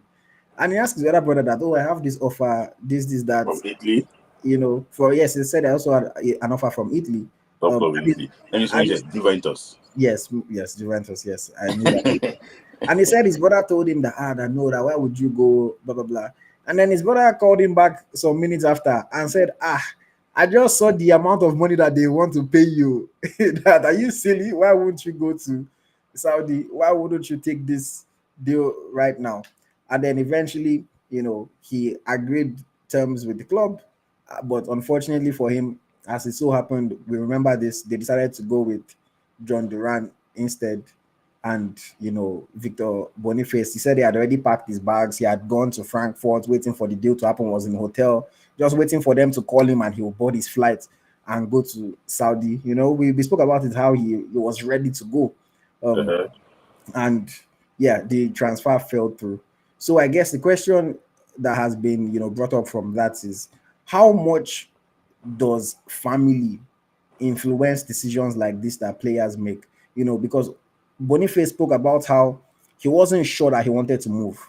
But once his elder brother said, that money, or more guy, you know, that's what helped him make up his mind that, okay, yes, I'm going to accept you from Saudi.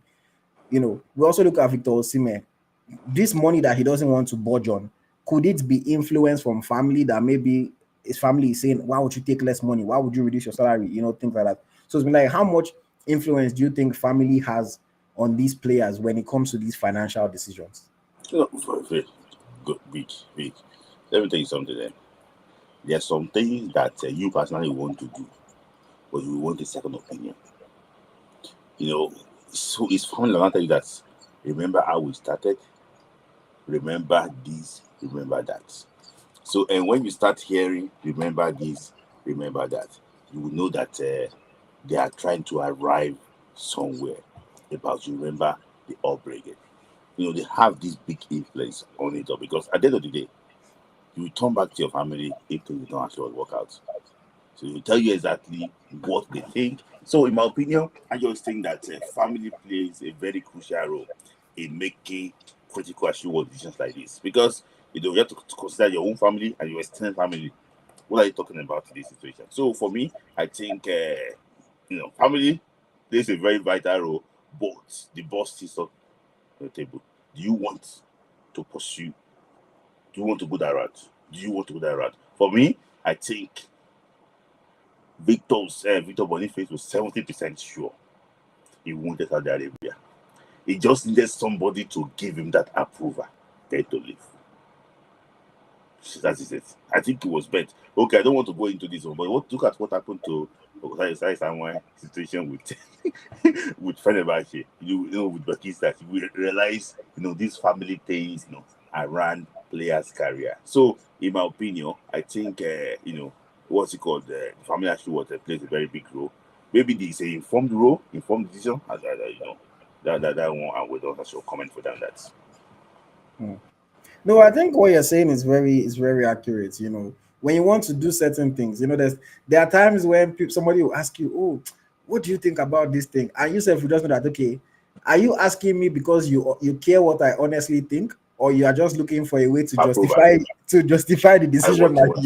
you're Yes. already making?" May just be like, say, "Okay, AyoT said it's okay, oh, so I'm going to do it." If you already want to do it, just do it. But I understand that, when it's time to make life altering decisions, life changing decisions, it can be very overwhelming sometimes, and you think what is best for you, but you are never 100% sure. You want somebody else to give you the seal of approval, just so that you can kind of cushion yourself a little bit. And if things don't work out that well, you can feel like it wasn't entirely your fault, because if you do some people just do as they want to, they take the decision, they take sole accountability for it, but then if something goes wrong, it can feel like, oh man, I me mess up, or I me say I won't do this thing, or blah blah blah.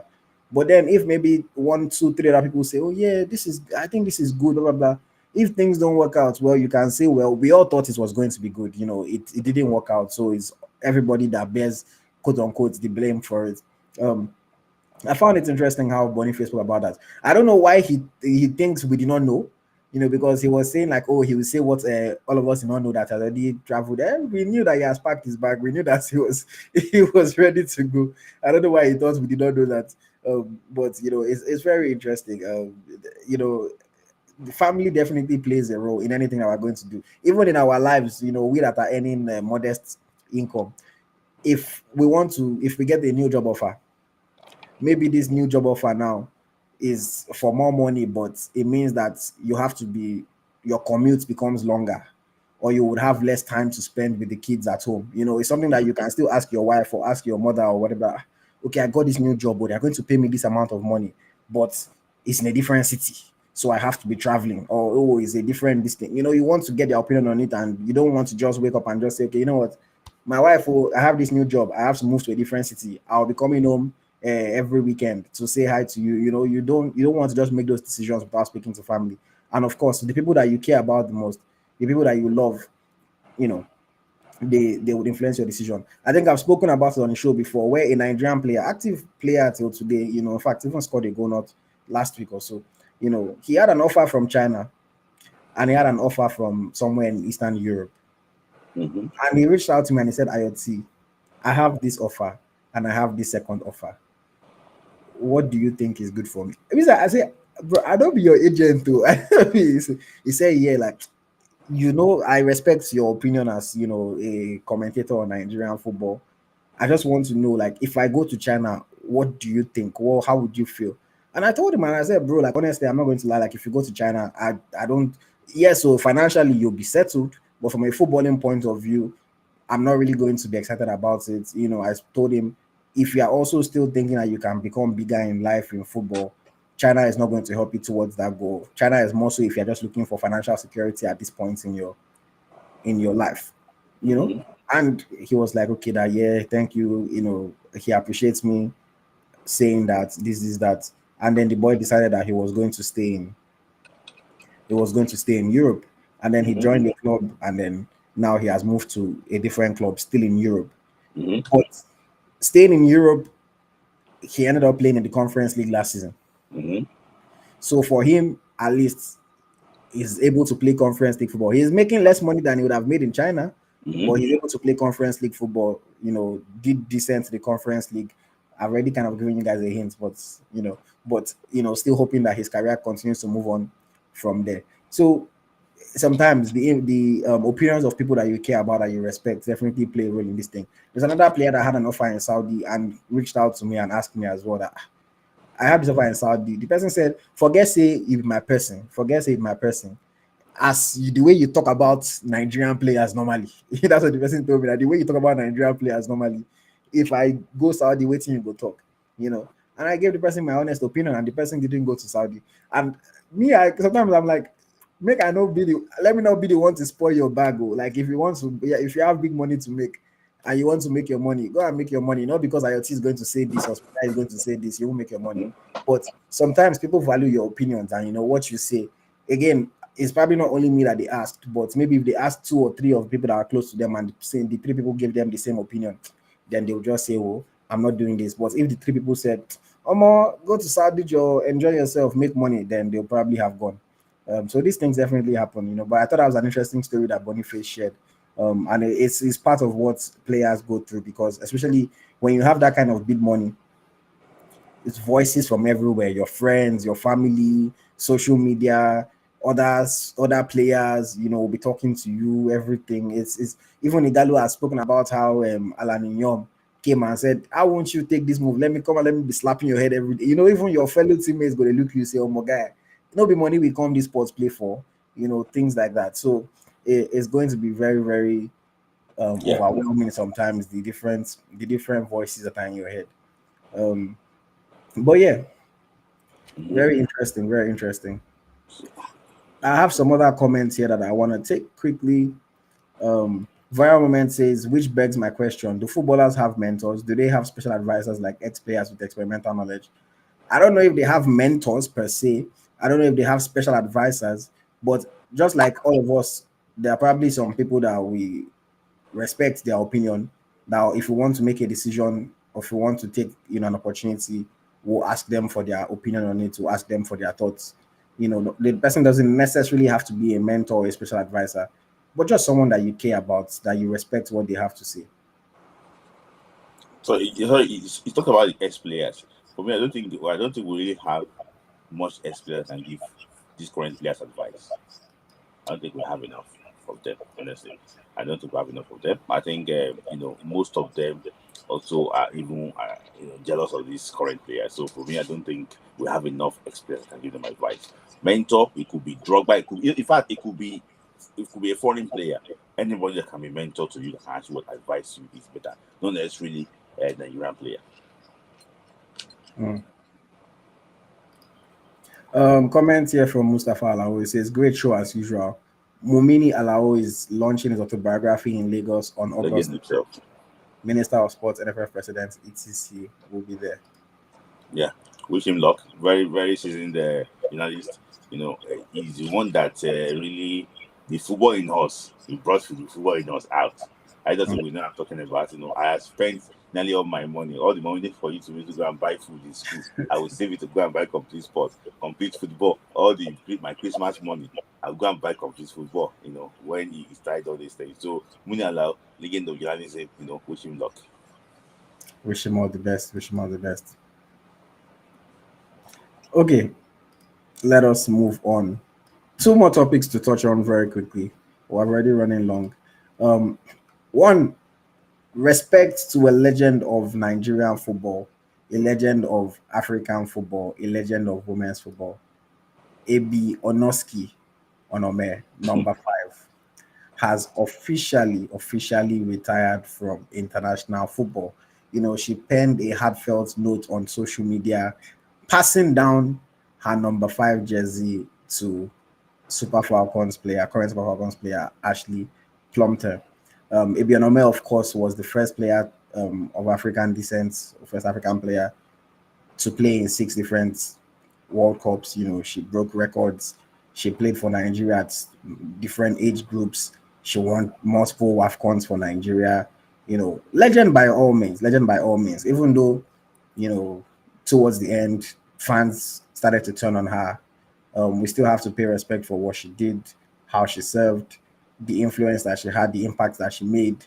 And now, she's moving on to other things in her career.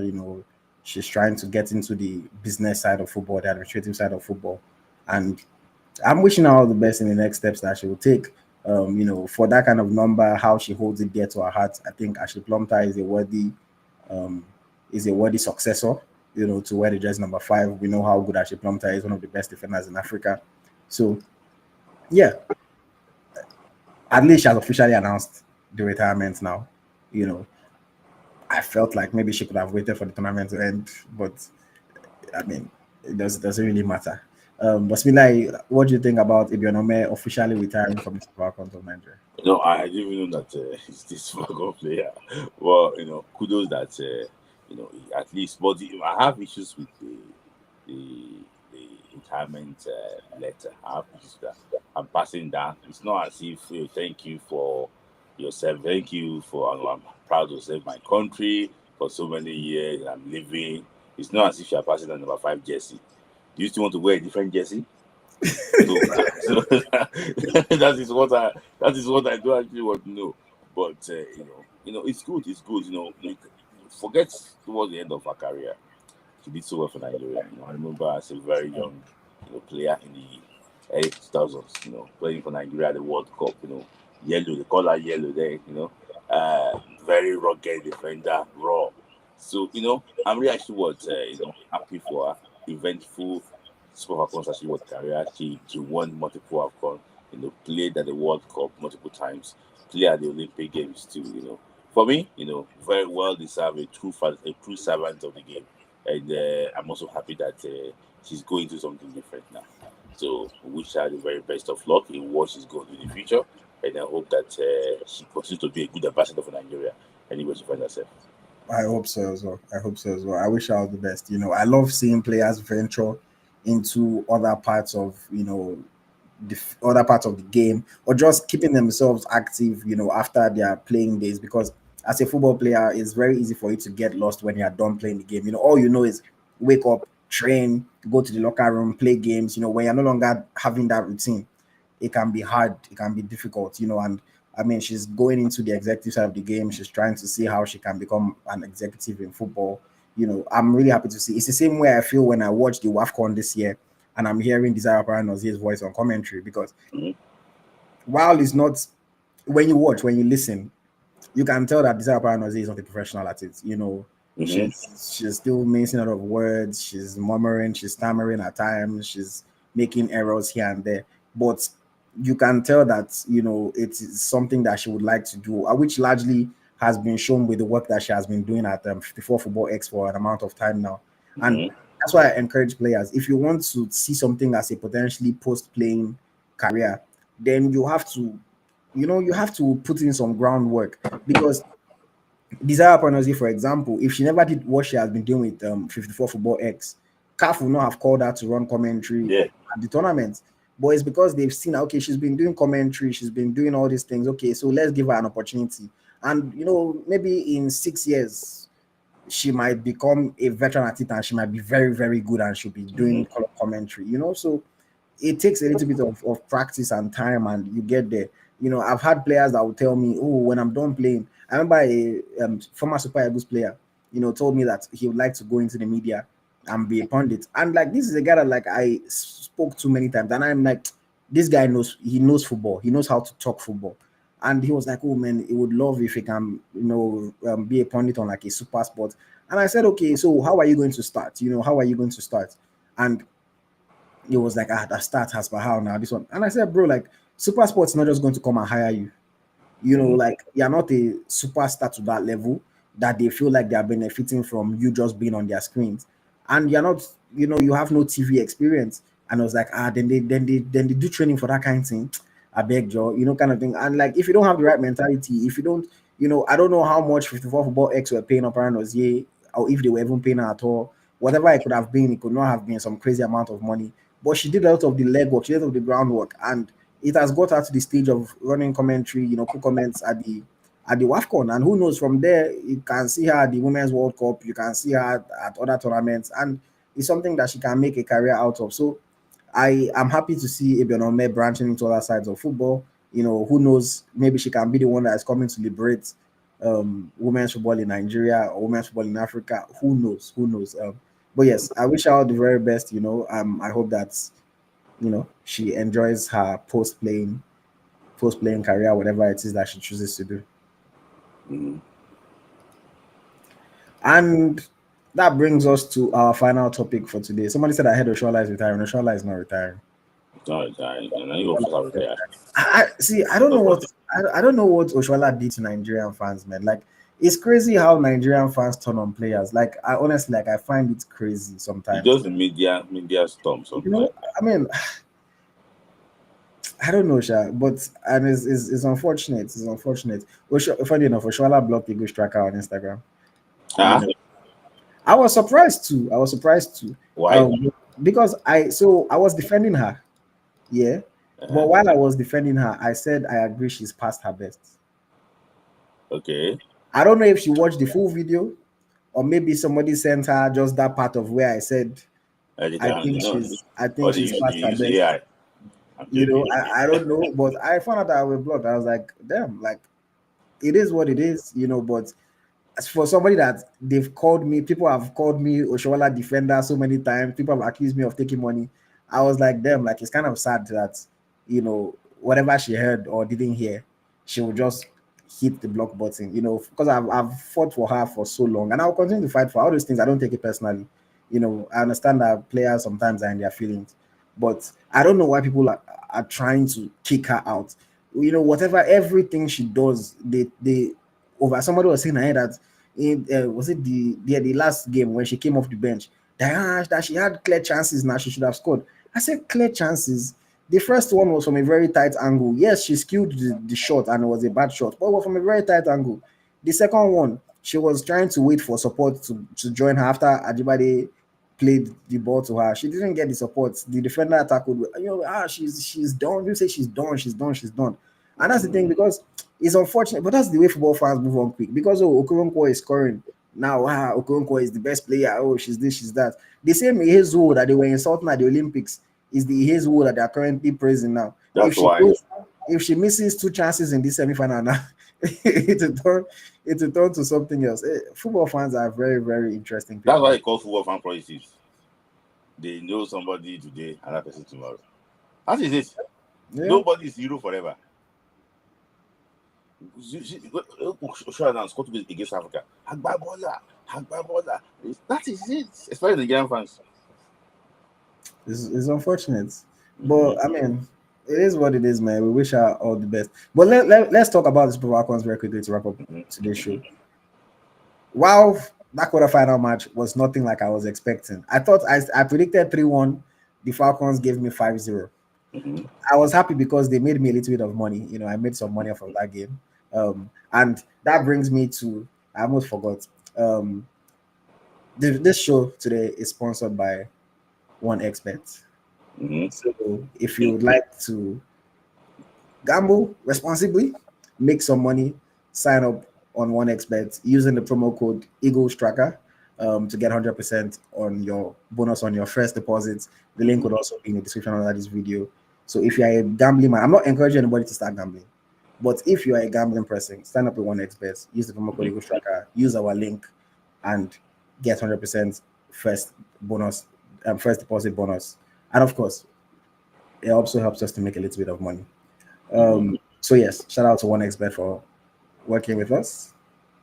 And yeah, fantastic game for the Super Falcons against Zambia, and we have set up a semi-final clash against Banyana. The game is tomorrow, um, 5 p.m. Nigerian time, July Mm-hmm. 22nd. Smith Layi, how are you feeling about this semi-final? For me, I know that I don't want to be overconfident about tomorrow's game, and I have my reasons for that. I've been watching Nigerian football for decades, and after a good results, sometimes there can be complacency, can actually what sets in, and when I want sets in, we don't really perform well. But I also hope that the girl can look for ways to motivate themselves and obey whatever instruction to go that what tells them. For me, I know that it's not going to be a 5-0 victory, for Nigeria. What I know is that the threat I think South Africa can pose to us will have the player to take care of those threats. But the threat we pose to South Africa, I don't think they have the players to take care of the threats. So I think that is where the game might be won and lost. So if there is no, apart from any unforeseen circumstances, maybe probably a red card, a careless penalty, I just think that Super Falcons should be good to go in tomorrow's game. I mean, if you haven't watched my match preview after this live, go on our channel and watch the match preview. I spoke about all the players to watch. I spoke about some tactical elements that I might expect to see in the game. Spoke about the head-to-head between both sides.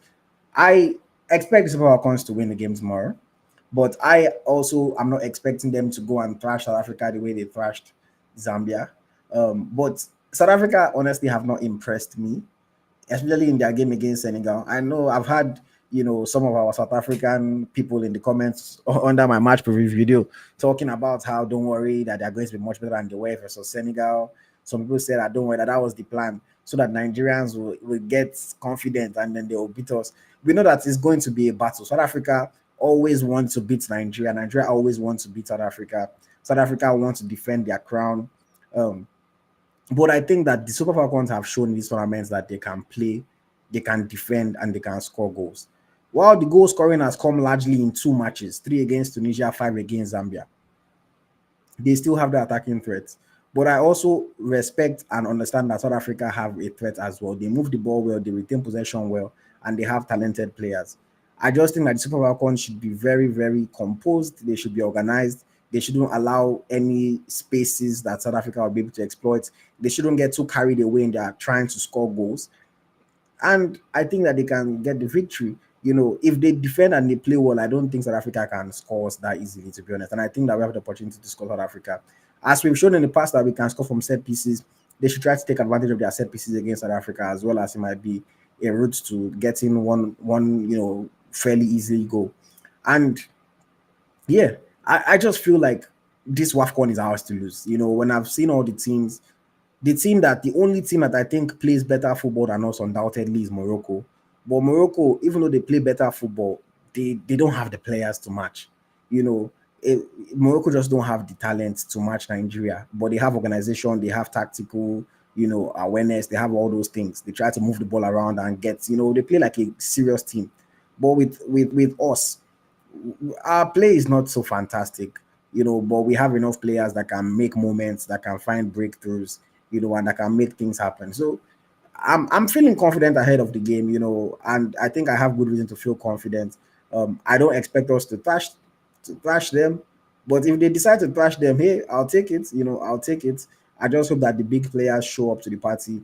Esther Okoronkwo has been a surprise package in this tournament. I hope that she can continue like that. And yeah, I'm really, really looking forward to watching that game tomorrow.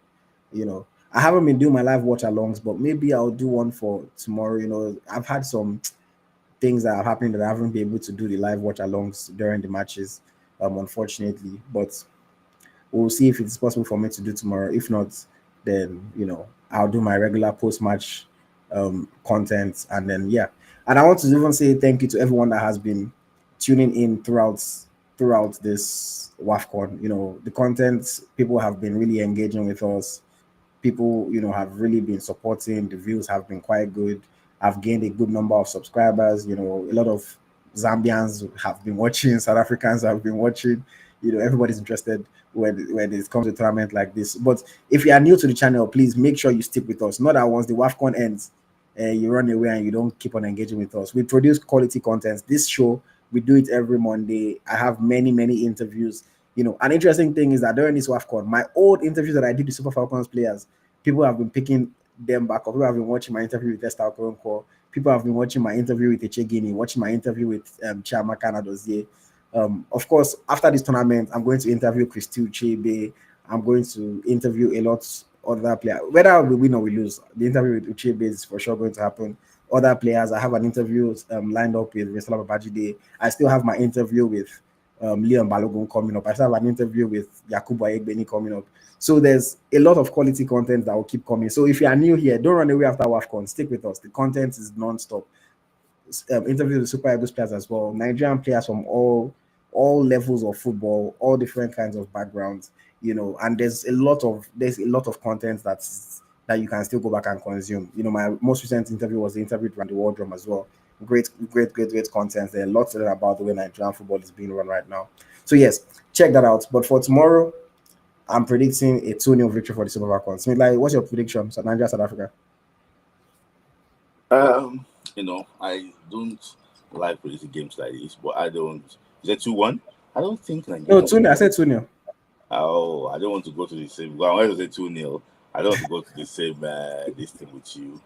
I think maybe I'm going to go with the 1-0 victory. I wanted to go 2, but because you're picking 2, maybe I'm going to go with the 1-0 victory for Nigeria. I just think that the guests are very comfortable with the way they play for the back. So I've watched Africa like just against Ghana they were fortunate. First half performance, Ghana were very jittery. That's the reason why they actually what they lost that game.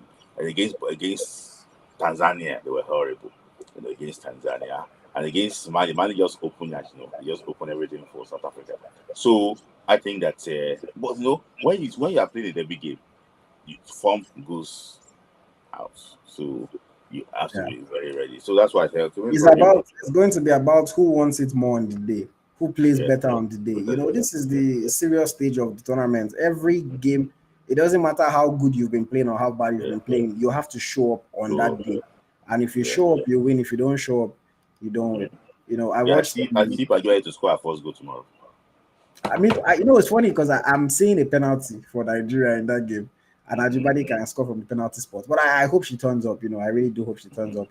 I mean, I was happy with her performance in the quarterfinal. If she can continue like This this, God. it's funny how all these things happen because a lot of people, the first, second game, were like, oh, blah, blah, blah. She won one player of the match. She made the team of the group stage. She won player of the match in the quarterfinal. If she has a good semifinal, has a good final, she can win player of the tournament. In fact, so, But if but but why do you think that the legend himself, Mr. Akide, continue to call her out about not playing with the team and everything? I watched that interview on Channel TV about why do you think so? But for me, I thought he did well I against. mean, I haven't seen those comments, so I wouldn't be able to speak too much on what I did not hear or see. But as far as not playing with the team, I strongly disagree with that. I think he did. She did. She played She's with the team. particularly playing for the team because if she was just playing for herself, first of all, the role that she's been playing is sacrificing for the team and allowing other people to shine. If she wanted to shine, she would have told the coach no, she wants to play from the wing from the very beginning. And even we see the work rates, we see the efforts that she's doing. I said it in my post-match after the Zambia game. Even the free kicks that Esther is crossing is making people say, "Oh, Esther is the best player because she got the assist." If Ajibade is not winning all those fouls, we're not getting those free kicks for us to Mm-hmm. score goals from. And I always say this. I'm not saying this is how Messi Akide is looking at it, but in 2025, a lot of people just look at goals and assists. Oh, this person had 1 goal, 1 assist. This person had 1 goal, 2 assists, so they were automatically the best player. That's the way people look at it. Oh, the statistics. Oh, automatically the best player. Oh, the person did not score, so the person could not have had a good game like that. Which unfortunately is not the way to really look at it. I don't think that any criticism towards Ajibade for this tournament is warranted. The first game I could understand you thinking that she didn't play her best. Based on where she has positioned herself, but she's definitely playing for the team.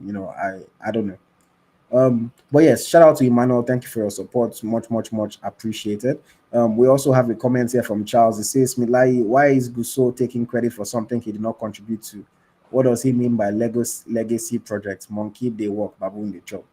That's another thing. And then, despite him even taking credit for that project, Nigerian influencers too are posting it on their Twitter account that Guso is working.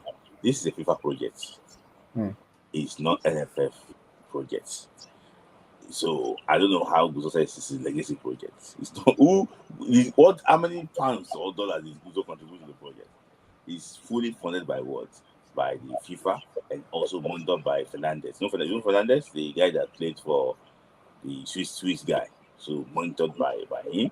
So and I think that the project is like it's gathering momentum. Maybe probably before the end of the year, might probably be seeing different camp for Falcons and Eagles. Hmm. Hmm. Yes. Okay. If you want to call into the show, if you want to share your thoughts, everybody will get 2 minutes. 2 minutes to share their thoughts. So please keep your thoughts concise and brief. And of course, we'll wrap up today's program. We are already over the 2 hour mark, so I want to thank everybody that has stuck with us. Please, please, please, guys, if you have not hit the like button yet, please make sure you like the video. Please, please, please. It doesn't cost you anything to like the video. Please make sure you like the video. And if you're not already subscribed to the channel, please make sure you subscribe as well. Thank you very much. We'll give everybody 2 minutes and then we'll call it an evening. I appreciate every single one of you for your contributions and for your engagement. Tim Tupper, welcome. Good morning, AyoT. Yes. Good Hi. morning. Yes, we can hear you. Go on. Hey, Mr. Layi, how are you doing today? I'm all right. First of all, that's when I'm a senior issue. For me, we don't make it because lack of football will kill his career. Osimhen issue, Sabastine left for me. That's why I don't sign that contract with Napoli again. That was tension Osimhen signed last season was the worst thing he ever done in his career. So I don't sign that contract and left that following season better for him.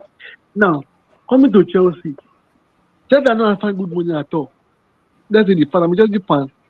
And just the fan and PSG want to pay that money. But Napoli changed go post. They've already agreed partner with Napoli with PSG. But Napoli changed the post that I think they want more money. That's why PSG walk away from that deal. Secondly, about the Falcons tomorrow, I wish them best of luck.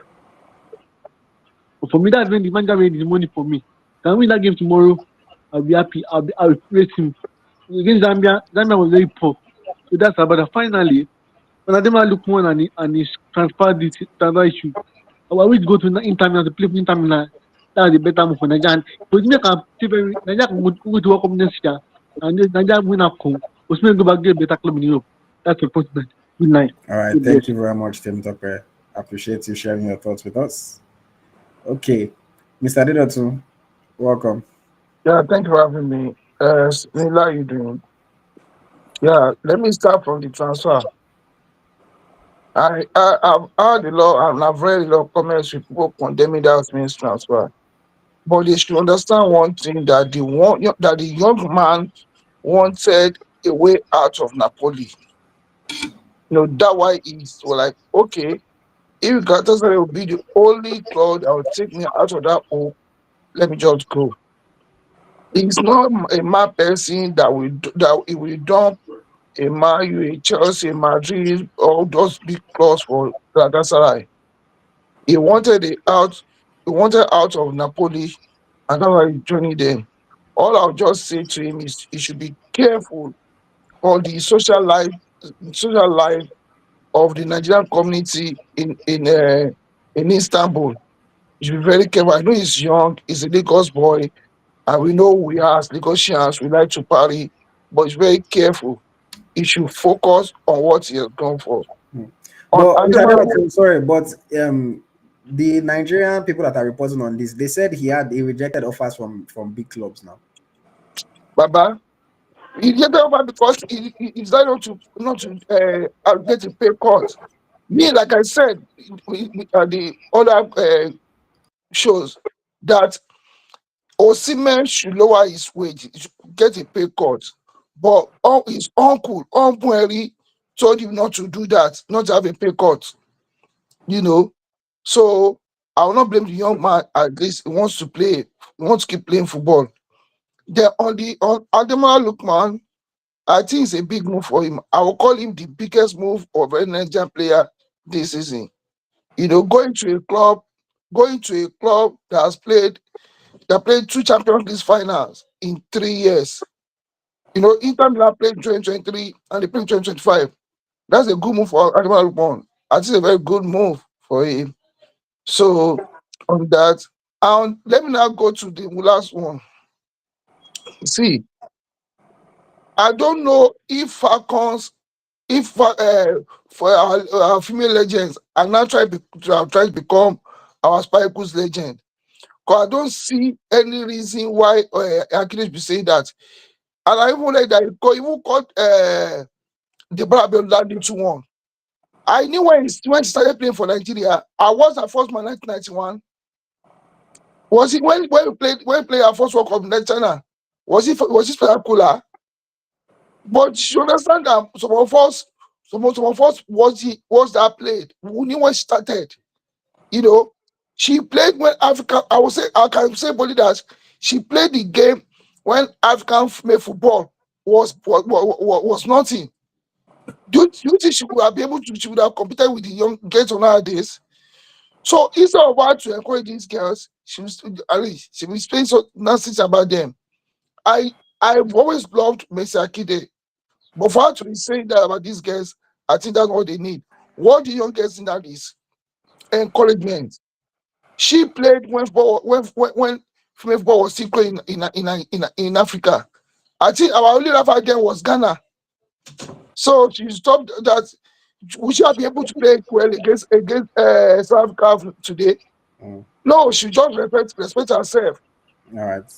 That just thank you. Thank you very much, Mr. Dedoton. I appreciate your comments. Okay. Humble Henry, sir. Welcome. Hello, Humble Henry. Okay. I don't think Humble Henry is ready. Uche, welcome. Hi, can you hear me? Yes, we can hear you. Go on. Okay. I'm going to start with Osimhen's move. I'm happy that he has at least left Napoli. That's actually something good for him, especially with playing time. I think his mistake was extending his contract when he was at the top of the game, and he not also reducing his his wages. I don't know who advised him. As I said before, I think it was as Smith Layi show that I think he has bad advisors, and that's why he did not make the right move. Is he going to make a big move again? I think that should be like maybe 30% that is going to make another big move. Is he going to win African Footballer of the Year? That is far. That I don't see like a light at the end of that tunnel. He should forget about African Footballer of the Year and make more money. The most, I think the best transfer this season for Nigerian players would be Lookman moving to Inter Milan. That's actually a big move with a club that actually has 3 Champions League to their name, title to their name. So that's actually a big move. And I feel like Nigerian players, whenever they want to, they should be taking advice from players that actually made it in Europe. People like Mikel, people like Kanu Wanko. Those are the kind of players you should be looking up to or reaching out to in regards to mentorship. If it's something in Nigeria, if it's a player in Nigeria, I think those two people showed what it means to be professionals and getting it right, especially in regards to club football. I think one significant move this season would be Akin Somiro. Akin Somiro to Pisa. That is actually a very, very good move. At least we get to see him week in, week out in Italian Serie A. Hope Onyedika is taking notes and should start thinking about making a move out of Club Brugge because it's becoming Agbaya already in Belgium. I hope he knows. And if you see him making yeah. Um, on that player that I really appreciate the way he moves is Chukwueze, even though it's up and down, but I think usually takes his move very, very I think he has good advisors. If you see when he moved from Villarreal to AC Milan, he moved at the right time. And in AC Milan, he's trying to. I know he doesn't want to leave AC Milan. I know he wants to fight for his shit. But if a good move comes, good. I heard Fulham's looking out for him, but I don't know. You know, these days, the audio news very the year right now. So hopefully he does the right thing. And aside from that, that's all for today. All right. Thank you very much, Uche. Any Super Falcons prediction? Super Falcon. I've not been watching. I've not been paying attention. I just think because of the level of preparation they had, I've been. I used to watch. I back in days I used to watch what they used to do, but right now I'm not paying attention because of how prepared they are. I expected that NFF should have given them a better coach, someone better, but they didn't. So Well, I mean, the coach is doing the job as of now. So yes, they'll do it until they meet Morocco. So that's the problem. Or okay, even the game against South Africa, I'm anything they give to us, I'll be you thankful. collect. Mm. I will be thankful because I believe that this is our own golden generation of Falcon players. Mm. But it looks like we're playing with it because we do not. I don't think Nigerian society values female football very well. So that's it. All right. Thank you very, very much, Uche. Thank you very much. Okay.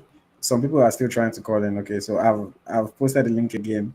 I'll wait for 1 minute to see if anybody else joins. You guys only have 1 more minute to speak, and then we'll call it an evening. Let me quickly see if there's any comments that I need to be highlighting. I see something here from Victor Cobham. If I can find your comment again.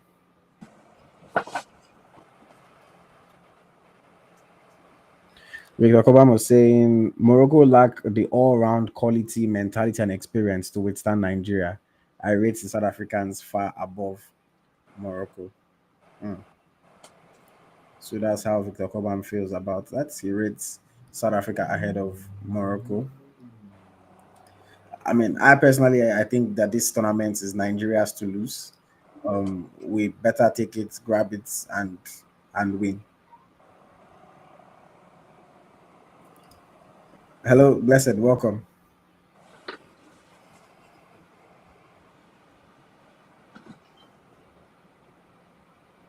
Yeah. Oh, it seems like we're having connection issues. It's like the internet. Yeah, Blessed, your internet is working against you She's already the first female to call for me. today. I mean, yes, but we've had female callers before. Oh, okay. Blessed, though, I want to give you 30 seconds. We're already running late, so I want to give you 30 seconds. If you can fix your connection issues, we'll bring you back up. If not, then we're just going to have to, unfortunately, not hear from you this evening. I think Blessed is Adiola in the comment section. Okay.